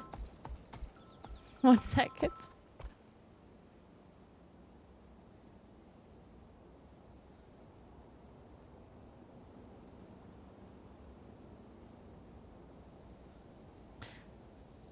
Some advertisement.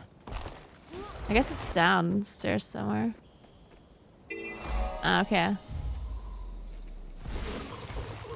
Okay. So, to swamp... Wait. Queensdale? Godless Swamp. Okay, let's go here then. Let's wait for this. Let's go get my food while I'm waiting for this. Give me a sec.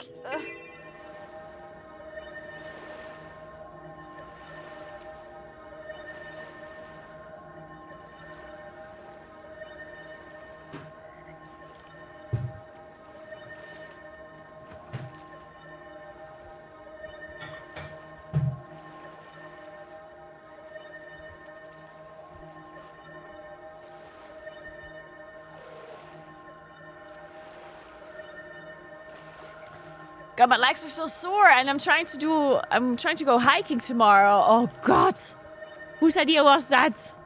It was mine.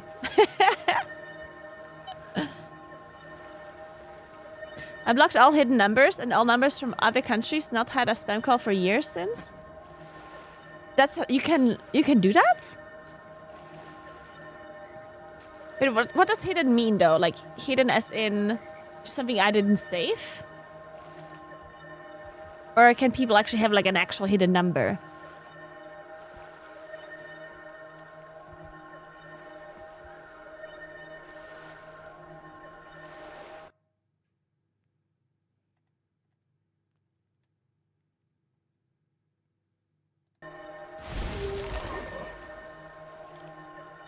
Let's do this quest there in the meantime. Hidden is when someone has no caller ID to look up, like secret numbers. And you can block those? How do you do that?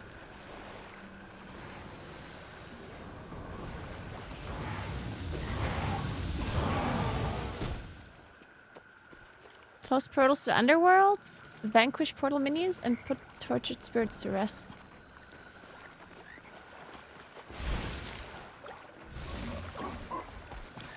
Okay, numbers. Huh. Okay. And what else did you do? And people from other countries. I need to remember... If I blocked it, I need to remember to unblock it whenever I actually do need to get a call from other countries. I don't think I can block other countries. I think that might be a little bit too much. There's people that do want to call me from other countries. Or can you just enable certain countries, maybe? Like if I only want to enable Austria, let's say.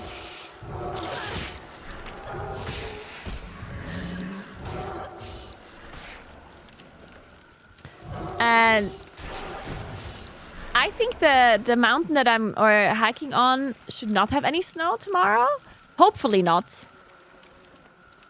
Because I think I'm going to do a sunset hike, probably. Which means I have to go down or back down when it's dark. And I want to go down when it's snowy and dark. So hopefully there is no snow. It's supposed to be snowing from Thursday onwards, though. It's supposed to get very cold. I'll show you.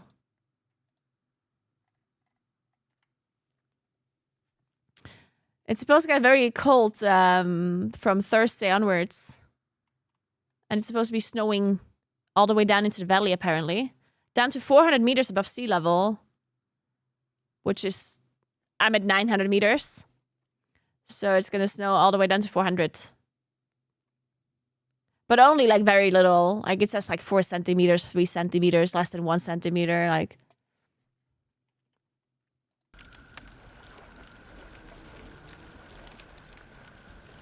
So where's this world boss gonna appear? And at what time? So I'm gonna get my food.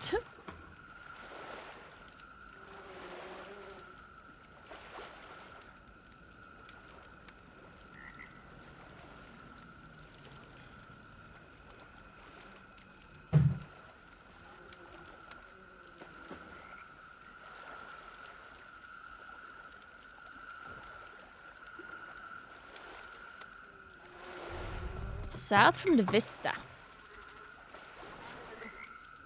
Here?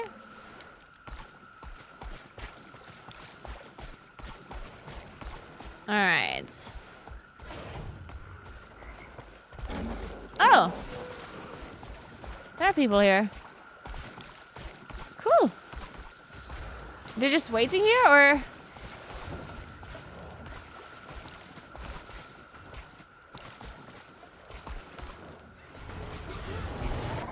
Or do I need to, like, join a group somehow?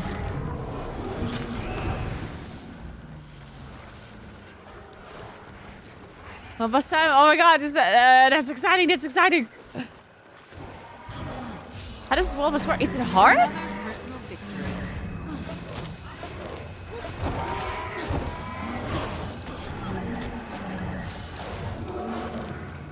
Feel the fury. I could outrun a centaur. Is it spawning now?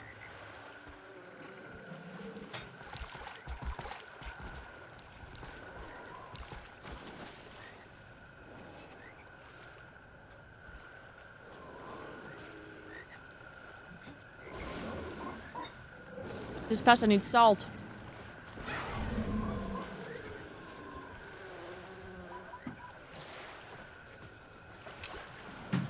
Need to get my salt.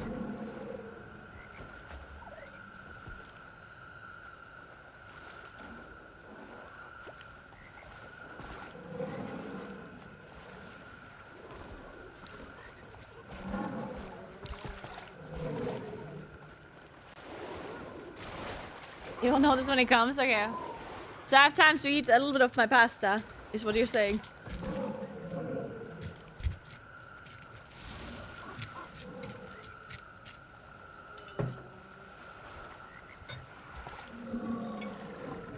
But you eat pure pasta with nothing on it? There is stuff on it. Why do you assume I eat pasta with nothing on it?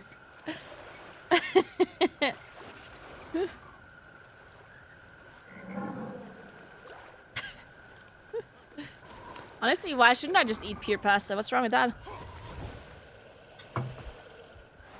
Just plain cooked pasta. Think about it. What's wrong with it?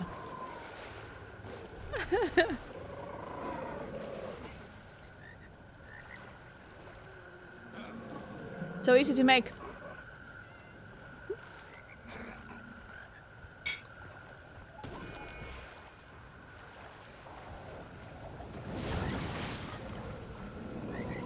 Are you playing on a U? Yeah, I'm playing on a U.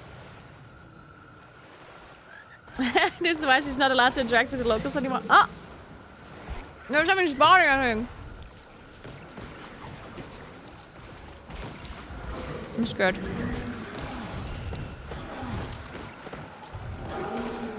But also the underworld.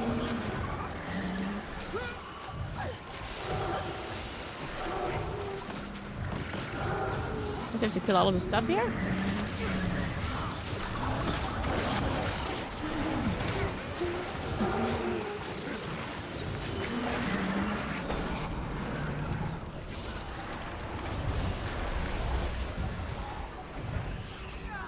No, the pasta has pasta on it.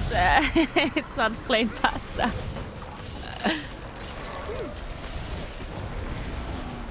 But honestly, maybe I should just eat plain pasta. Just to mess with people. Just nothing on it. Plain old cooked pasta. No salt.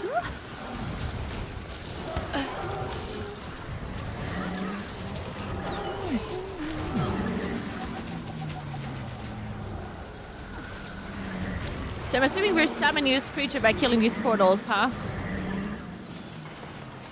I'm guessing that's what we do.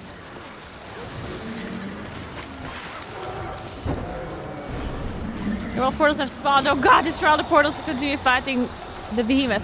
There's more portals! Holy fuck!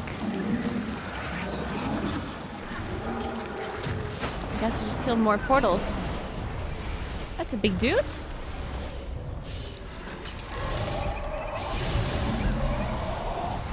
What the hell? He's big! Oh my god. Big boy.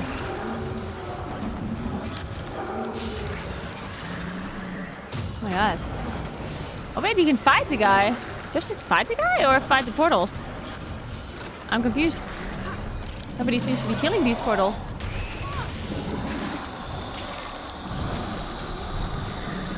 I killed one.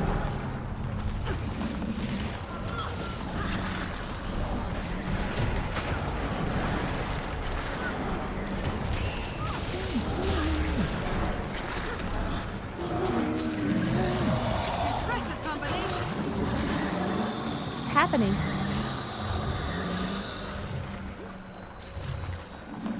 Okay. That's a big guy. What do you have to do here?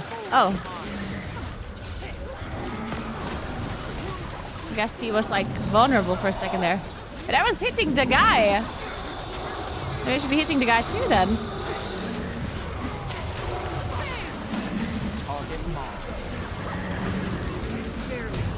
don't know, everyone's hitting the dude.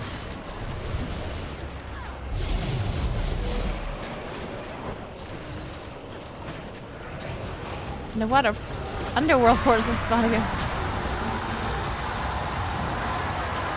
What's he doing? Is he screaming? That's a big fucking mouth you got there, mister. Have you brushed your teeth? Disgusting.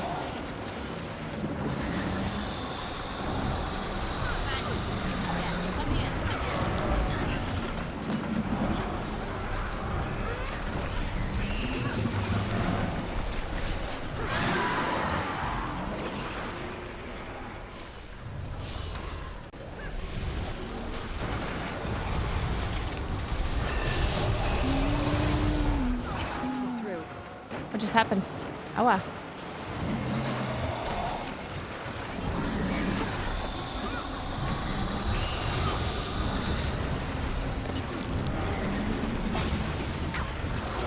I could outrun a centaur. All right.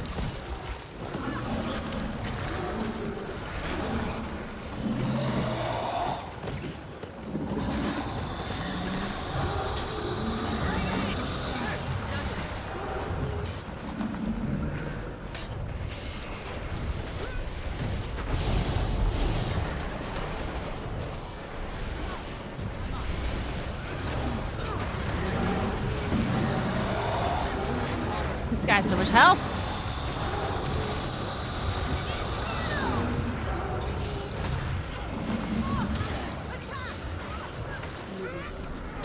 Oh my god, I'm dying. Help!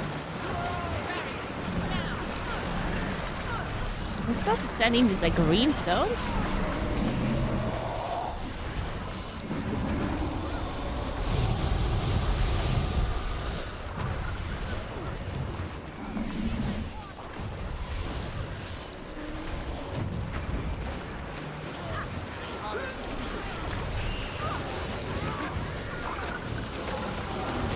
Oh my god, the portals have spawned again.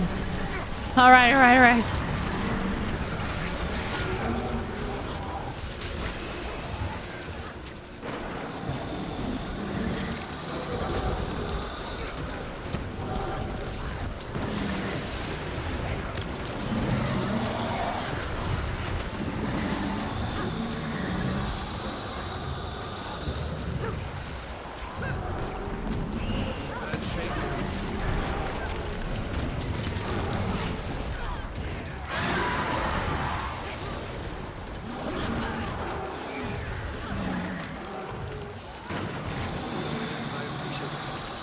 Okay. Replenishing. Oh wow.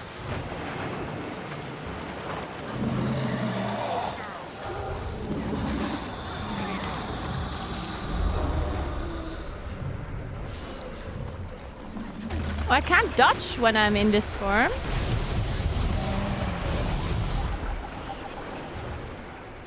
Interesting.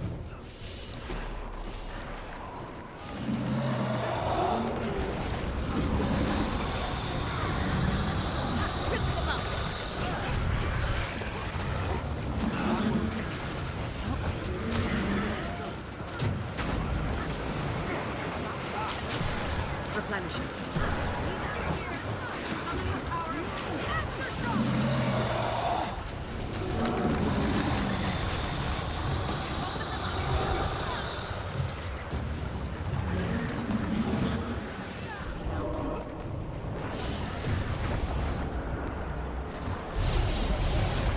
Do I have to go inside to do like more damage or something like that? Oh my god, the portals have spawned again. Jesus Christ, it's gonna take forever.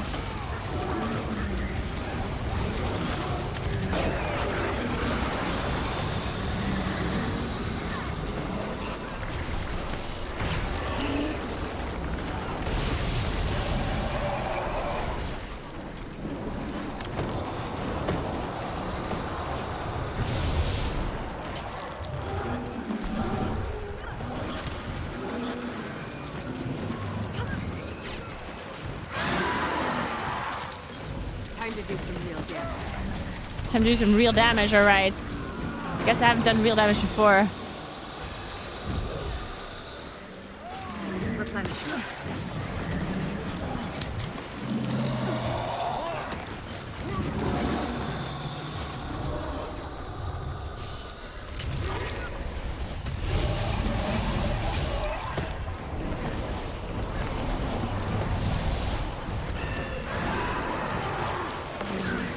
Is it just me, or am I?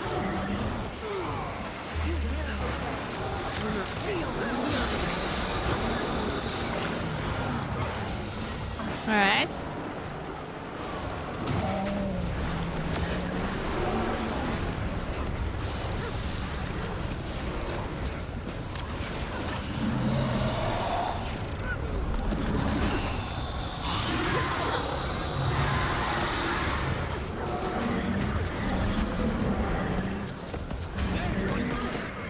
Wow.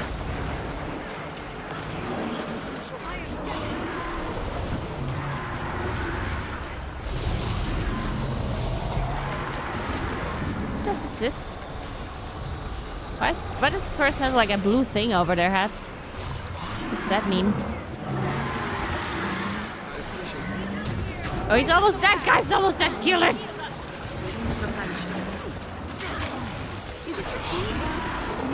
You get it?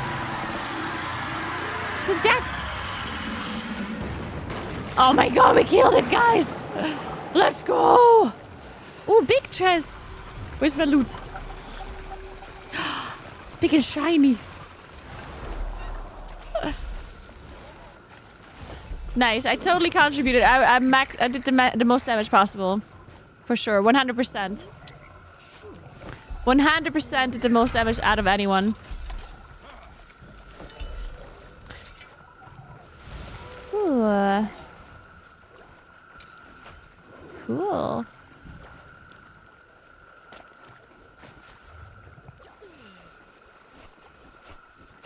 What do I do with this again? Oh, that one I have to... Okay, figure out later.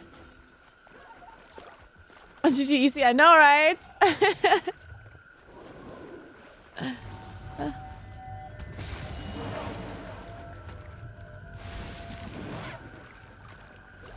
Very cool, very cool.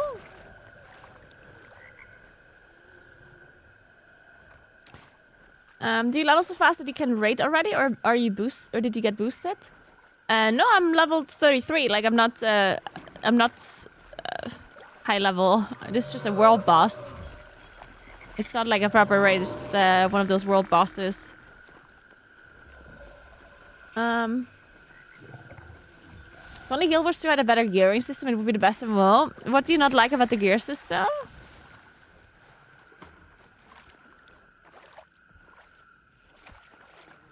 Let's see what they have all here. Torch.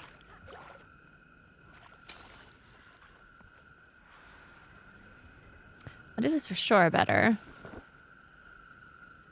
Okay, can I put this gem into something maybe? Wait. Wait, where is it? Did I destroy it on accident?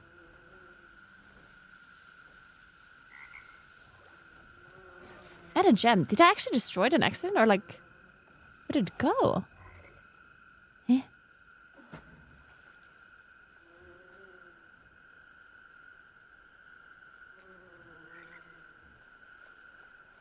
I don't see it.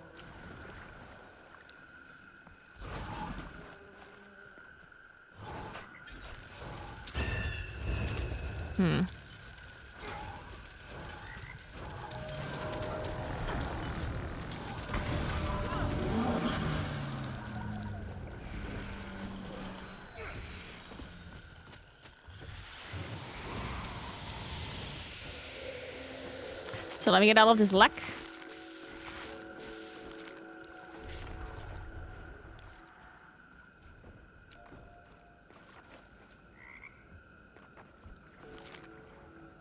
Nice.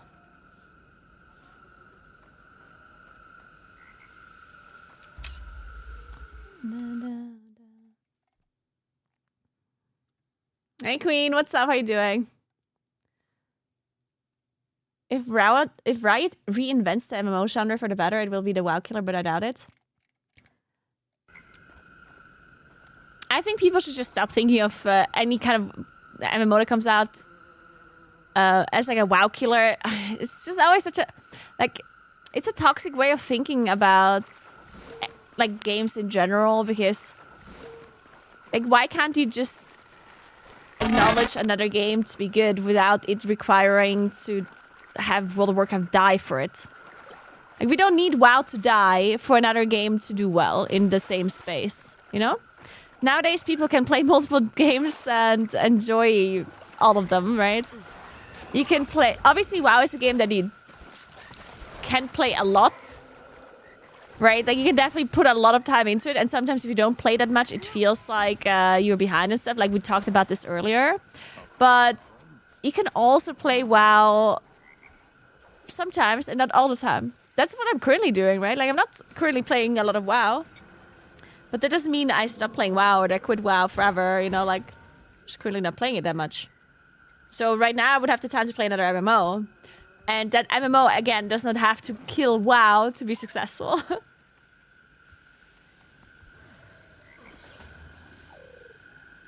And yeah, I do think that the Riot MMO has big potential because it's Riot, right? But when... Like, it's gonna take forever for a Riot MMO to come out. Like, if it even comes out at all. I don't know.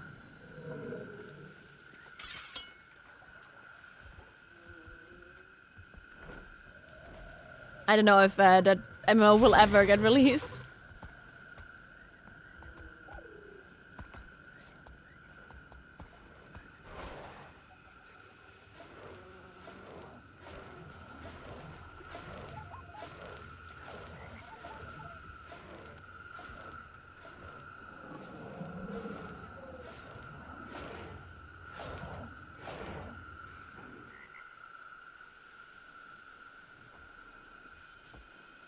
Hey Astridine, what's up? I'm good, how are you doing? I'm eating pasta with pesto.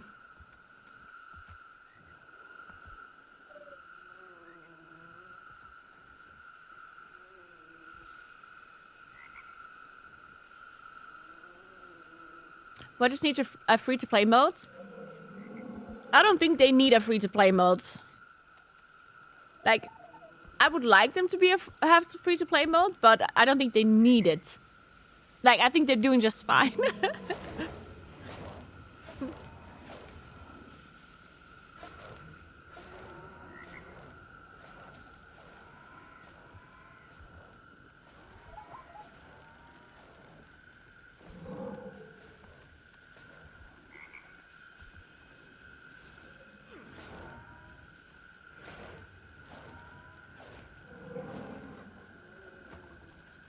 The cheapest entertainment... I mean, I definitely wouldn't call WoW the cheapest entertainment out there. I definitely would not say that.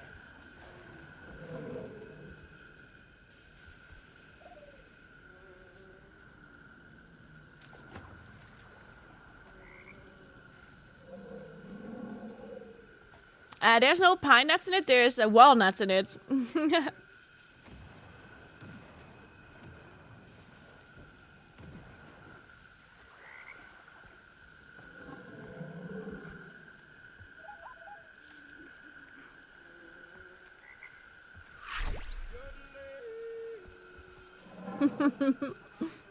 Hey, Hannah.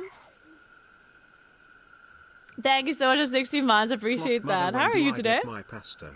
When do I get my pasta? If you come by, I'll cook you a pasta. I promise.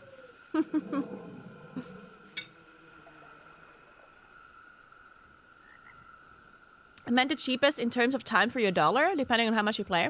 It's not the cheapest no matter how you look at it. There's games that are free to play that you could literally play 24/7. It's definitely not the cheapest entertainment out there. It's just not. Like, that's just not true. Like, there's lots of entertainment out there that is free. I mean, by that definition, you could say TikTok is like the cheapest entertainment out there, or Instagram, or YouTube, or Twitch. Because there's infinite entertainment there, and you don't have to pay for it.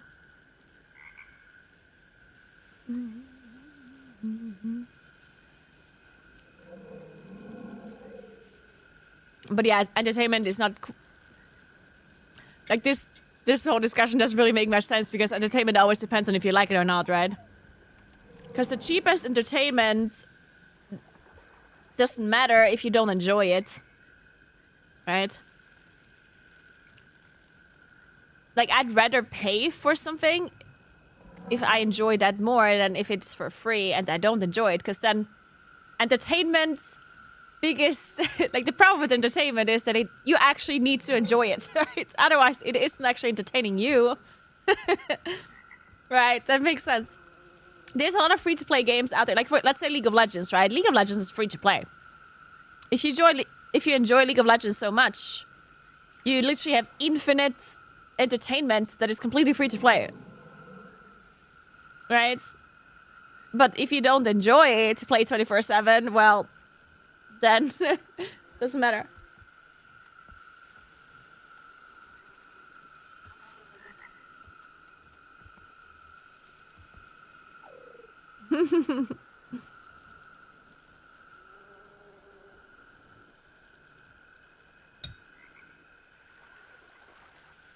Twitch is phenomenal entertainment. Just gonna find streamers you like. I do think that, like, when you really think about it, Twitch actually is crazy. Like, well, so is YouTube, I think, too. Like, the amount of entertainment we have available to us is actually kind of, like, insane. And I personally still think that buying something like Turbo for Twitch or YouTube Premium makes a lot more sense to me than paying for, let's say, Apple TV or Netflix or all of these, like, streaming services, because obviously you will not get a movie on Twitch or like a super high quality kind of production show. So it again depends on what you like, but like, the amount of content you can see and watch on YouTube and on Twitch is crazy, and some of it is really high production quality. Like, it might not be like a Marvel movie, but yeah.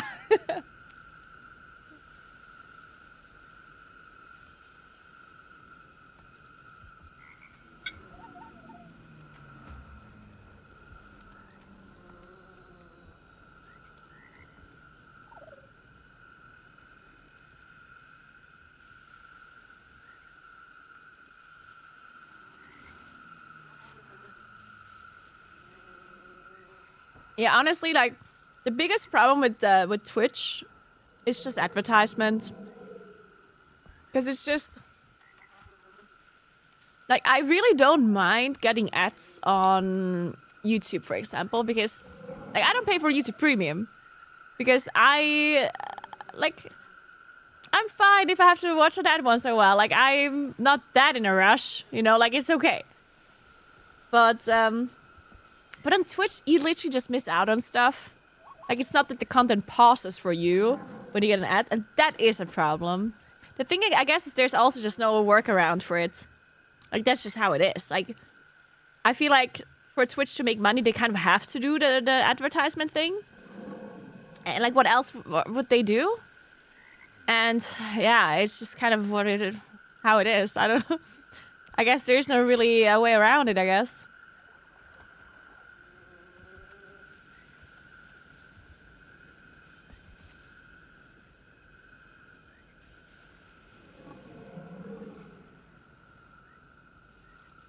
There's an easy workaround. Just show the ad on the side or something. Don't cover the whole screen. Well, that's not an easy workaround, though, because obviously advertisers will pay less for that, right? Why do they pay less? Well, because you don't look at the ad then. Why do you want the ad to play on the side? So you don't have to look at it. Which obviously means advertisers will pay less for that when the people are not forced to look at it, right?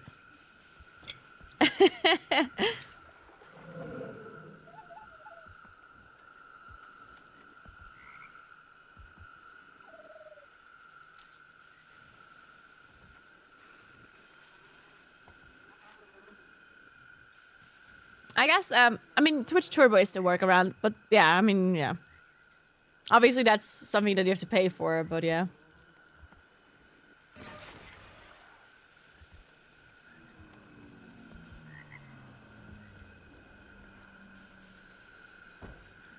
What? Wait, are you for real, Cyrus? If you use Opera GX, when there are ads like right now for me, the browser has a small window showing the stream. You can pop it out, unmute it, and mute the ad while the ad is playing. No shot. Without any extension? Just like Opera can do that? The browser? Wait, I'm mind blown. That's a thing? What? Dude, I need to start using Opera again. I remember using Opera some time ago. No, like when there was a time where people, like, the browsers had all kinds of pros and cons, and the Internet Explorer was just bad. And then everyone used Firefox, but then Firefox had some issues. And then I switched to Opera, I think.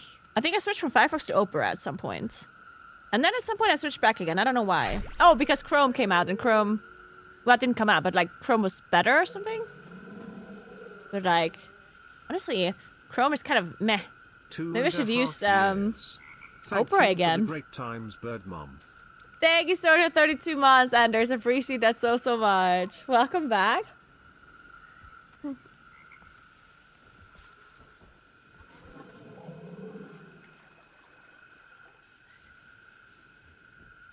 In my Chrome browser, the ad window sometimes is just a very small window at top right and no sound. I think it's a bug. No, I don't think it's a bug. Like, that's how Twitch just has different ads that they're playing. Like, sometimes they play the full screen ad. Sometimes they play, like, a bottom banner, I think. And sometimes the ad is full screen, but then on top you get a small little window with the stream still, I think. If you're on PC. And then sometimes I guess they do it the other way around. But yeah, they definitely do that. Like, sometimes you have the... Like, where the stream usually is where the ad is. But then the stream moves to, like, the side on a small window, I think.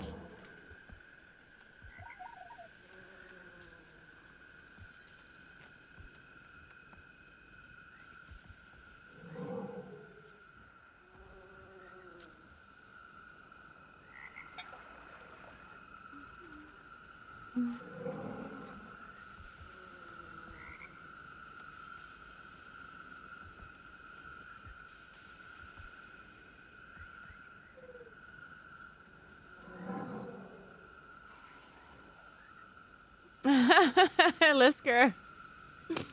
Oh, that's cute. Yeah, you can also VPN. Honestly, VPNing to a country that does not have ads is also just a really smart idea because you're not blocking the ads. Because the problem with ad blockers is that they always stop working, right? Like, the websites always find a way to work around them. But they can't work around VPNs because certain countries just have less ads. Because that's how ads work, right? The advertisers, they don't pay for ads in every single country. So if you VPN to one of the countries that have less ads, then you're good to go. The one a little bit annoying downside there for me as a streamer is that I'm not receiving ads, like ad money then, right? Like, if everyone, like if my whole audience would be from a country that doesn't get ads, then I'm getting 0 ad money. Which, well, with if you have Twitch Turbo, I still get ad money, even if you don't see the ads. And I think also if you use ad blocker too. I'm not 100% sure about that one, though. Maybe it depends on the ad blocker. Maybe for some ad blockers, it kind of registers as if you would still see them, and with others, it doesn't. I don't know.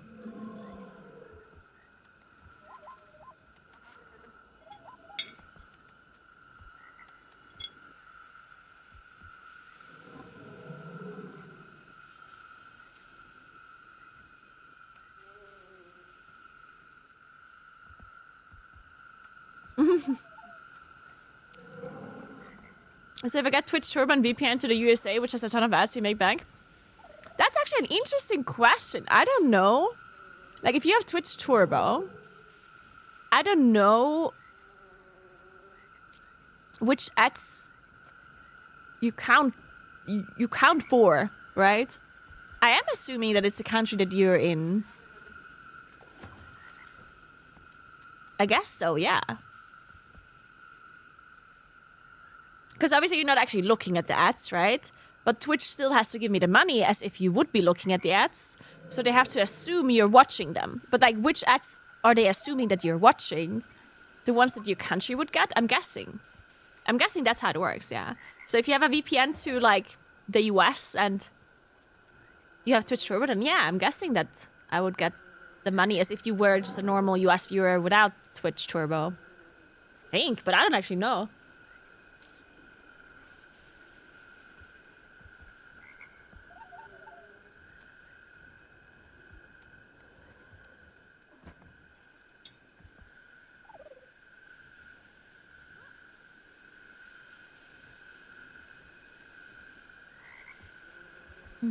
I don't mind an ad that much. I just watch to help the streamer, but some people exaggerate sometimes.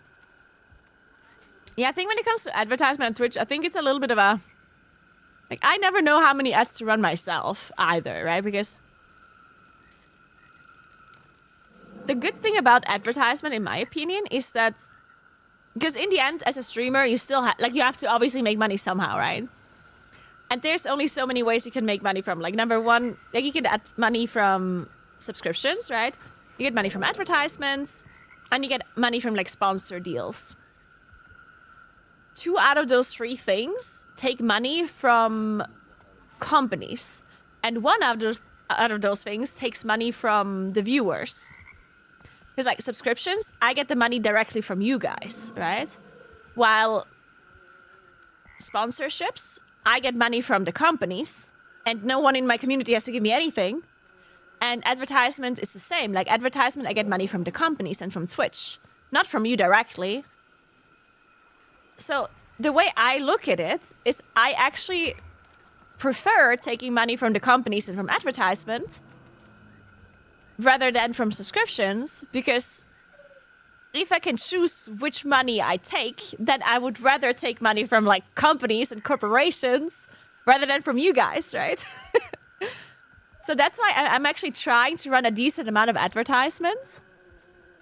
But I don't want to run too much because obviously I also don't want to, like, people not see the content, right? Of course, I want people to be able to see what I'm doing and not have an ad every 10 minutes, right? So it's like, I feel like it's like a fine line between, like, how much ads can you run versus what is just going to throw, turn people away and stuff. Like, I don't know. It's a bit... I honestly don't know how much. Usually sometimes what I do is, like,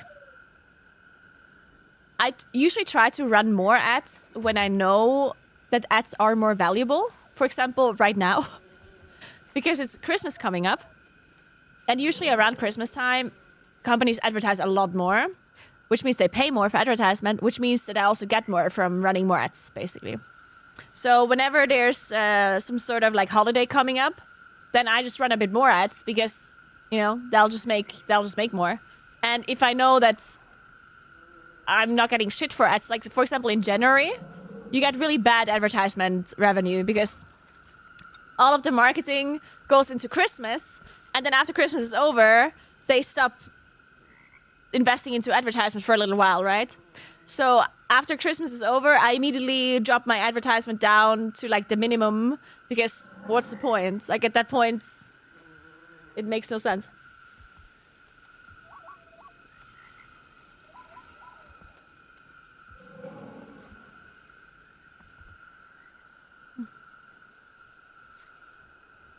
Some streamers started doing breaks, like pausing the game during ad breaks. That seems to work well.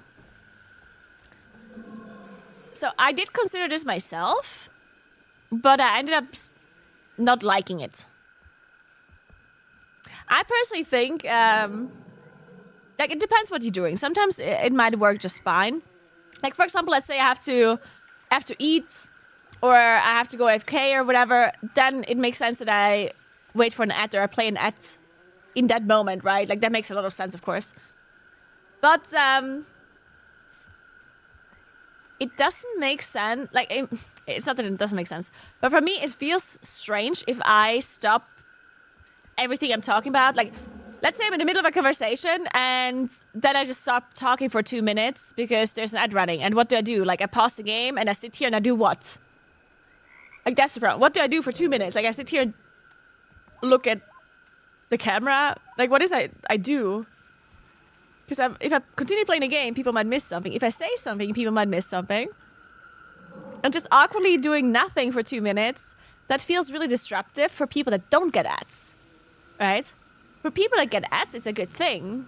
But for people that don't get ads, that feels very disruptive to them, right? Like, imagine you're a subscriber and you don't get ads, right? And then the streamer is just sitting there for 2 minutes doing nothing, looking at the screen for like every 10 minutes, you know? Like, I feel like that is just really awkward.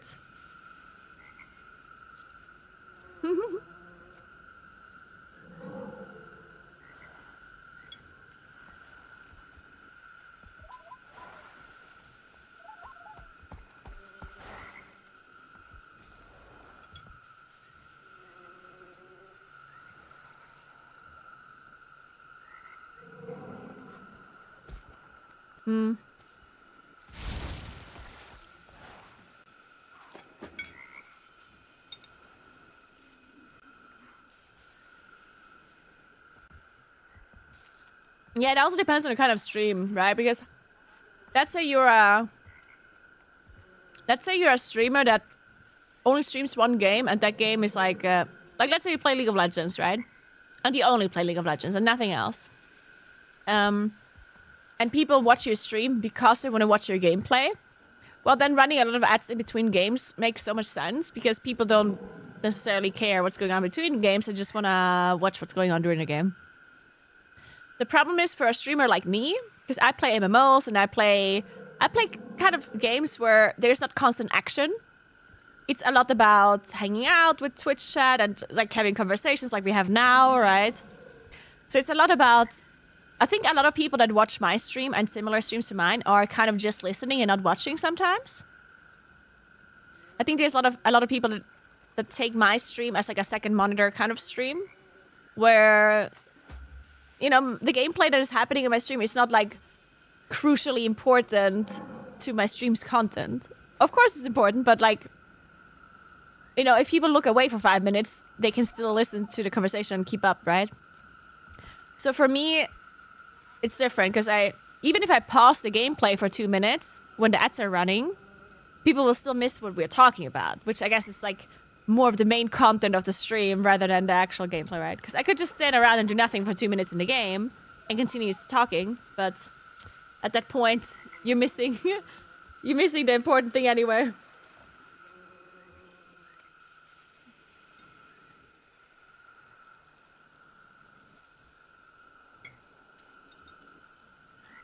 You can still talk to your subscribers during the ad break. You don't have to sit in silence. Yeah, but that's what I mean, though. Like, the content I am doing in a game like this, for example, it's not crucially important.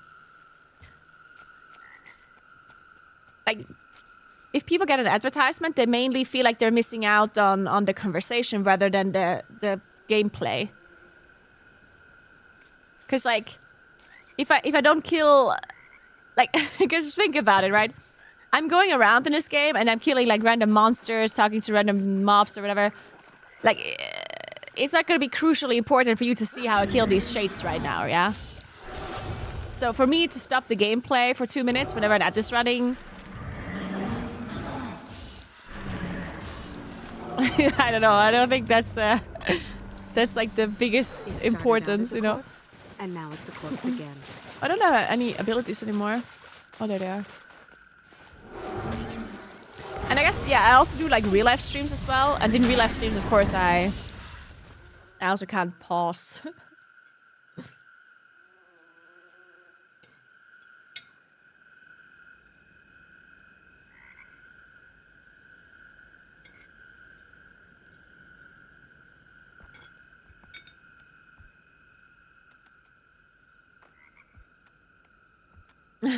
Anders.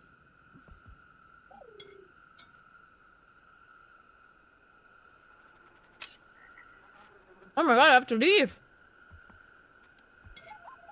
I'm so late. Oh my god.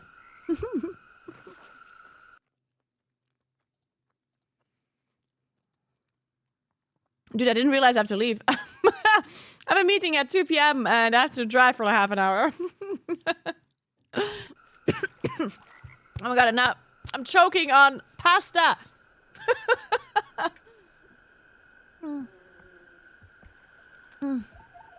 right. Guys, I have to leave for my appointment. So tomorrow, as I said, we're doing an IRL stream. I'm not sure exactly what I'm doing. I probably will do a sunset hike as a set, but we'll see. But yeah, I'm excited for the IRL stream tomorrow. On Thursday, I will then continue playing Guild Wars 2.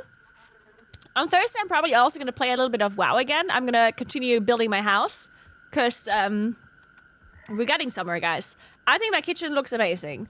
So, yeah, Thursday, more gaming and more Guild Wars. Sorry. And tomorrow we do IRL. So yeah, thank you so much for watching. Let me host somebody real quick. Is there any Guild Wars 2 gamers we can host?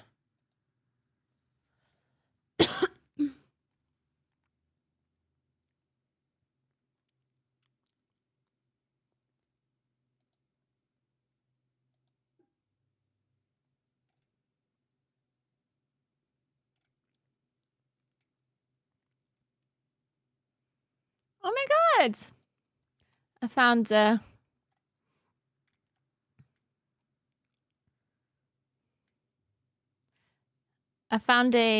cutie pie. Her name is Franny. She's from Germany and she likes gaming, cooking, baking, and reading. Aww. Does she do baking streams?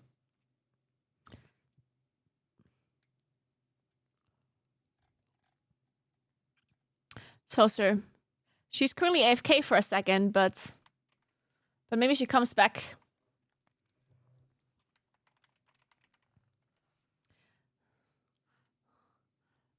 Before the raid goes through.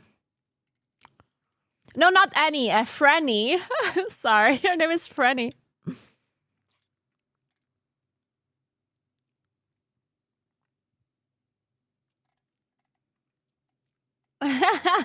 Yeah, she's playing Guild Wars 2. She says she also likes playing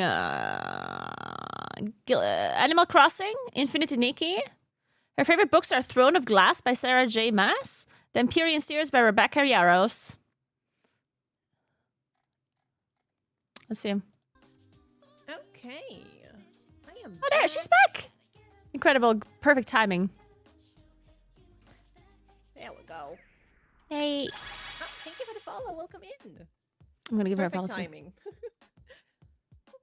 Hi, Naguura, hello. Welcome, welcome. How's it going? How is it going? Oh my god. Thank you, Jade. Thank you. Okay. I'm a little lost on this jumping puzzle. I am a little lost. I feel like this is where you start, no? Thank you. Sorry, I'm talking to Franny now. Where else? Oh my... Yo. Just I love her it was headset. Some days ago, I saw you stream earlier. Oh! How are you enjoying it? I saw you stream. I was lurking a little. I love watching new people experience Guild Wars 2. It is so fun. I wonder if that person knows where to go.